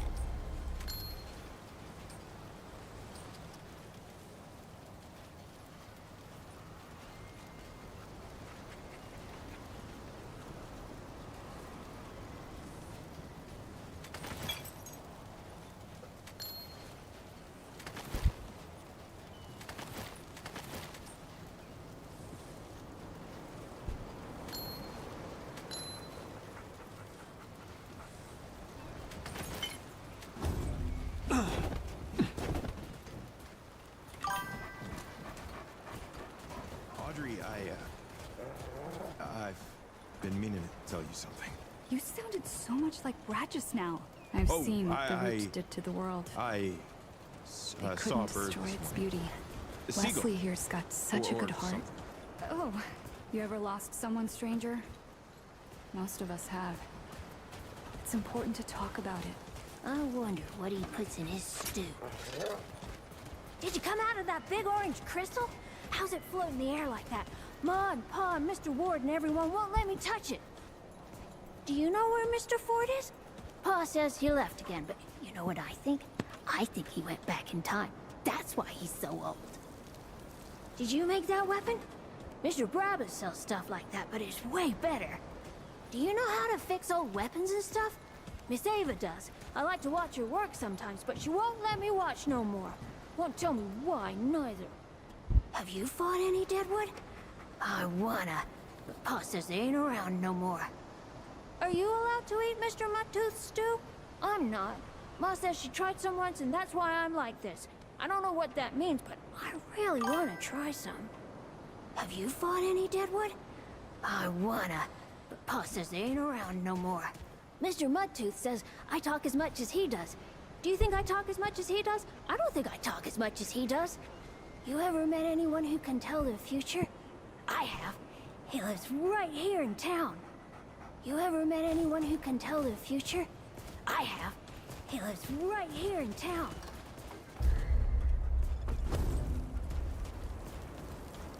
Audrey, I've been meaning to tell you something. Feeling all right? Let me know if you're not. Asking questions is the only way we learn, as my grandpa used to say.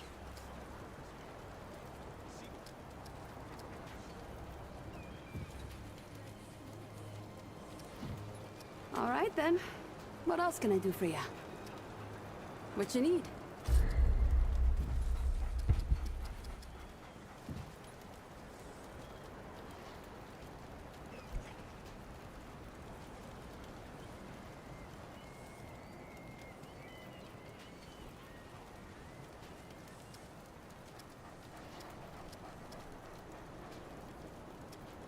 You need anything, I'm here.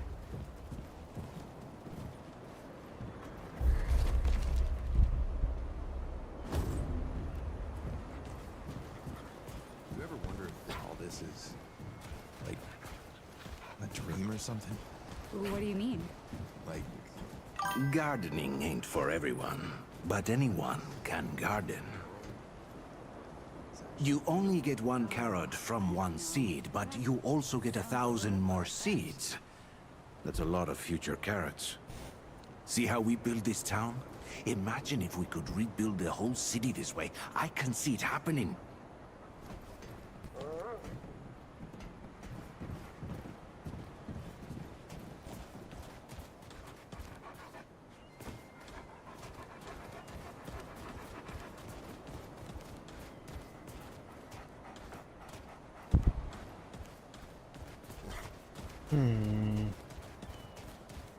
you ever wonder if all this is like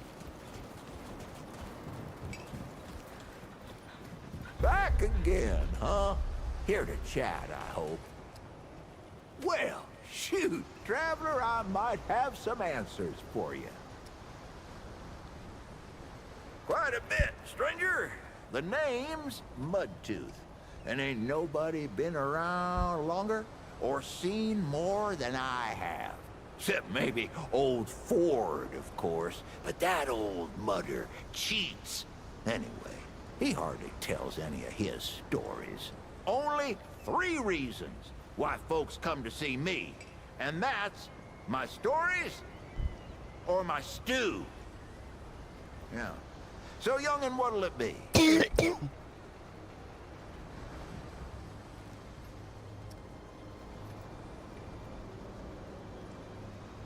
That's so? Huh. Did I tell you about the stories yet? That one too, eh? Well, that's it, ain't it?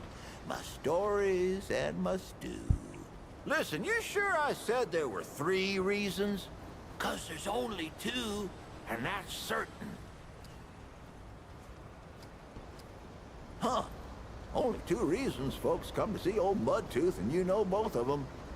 I'm pretty sure your memory's slipping. In Nexus, this guy reminds me of you. How so? You haven't been paying attention. Back in my day, I have place the like volume this on my wouldn't be phone considered turned much more down than a because camp or I need to be able to, bivouac. or I don't want the sound interfering. This ain't no town. Not yet. But it is a fine Let me place zoom to in set here. up camp. My eyes ain't that I good. lived by myself for years, see? Had myself a, what you calls it, a hockapatopter. That thing could fly to the moon and back. It could. That sure is racist. Anywho, I was living by myself when my boy Oh Brother boy, it's showed up not. saying we should move on. Told me it wasn't Especially not safe with what he for me said to right be before I living said like that. I've been living no more. He told me about this place. Got some nice people here. Took some getting used to, being around folks again. I remember that. Well, all right. I can tell you right now, you won't be disappointed.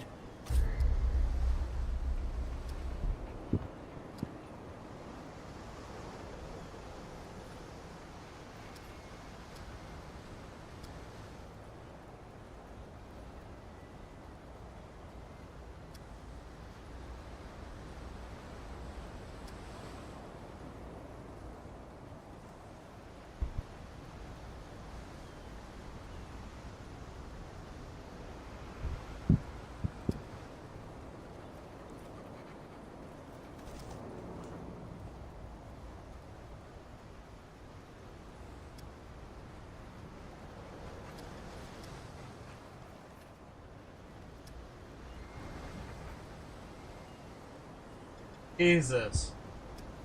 So long as you Good head to back know there, that eh? and know where his... I missed his shit entirely, and that pisses me off because I could have been using concoctions. We're gonna have to get some money together, and I'm gonna need to buy some concoctions. Fuck. But, sadly, I think that's where we're gonna be leaving off for this one. So, if you enjoy the gameplay or the commentary, give us the like. If up with this or any of our other content, subscribe and ring the bell. Become part of our notification squad so you can see when we upload and when we go live. But for now, this is Kitthesoulless and crew signing off. So until next time, everybody, bye-bye! Numb. So long, everybody. Oh. Also, hey, Yodel. He very much does have your sense of humor. Start a next stream, I'll show you what I mean. He has some weird fucking stories. Oh, Jesus. He's a character, like he's a reoccurring character. I actually really like Mudtooth. He's interesting. Also, good night, Robert. Good night, Heather. Good night, Ramon. Good night, Johnson, if you are still here. And good night to anybody else who might be watching. Nom nom faces.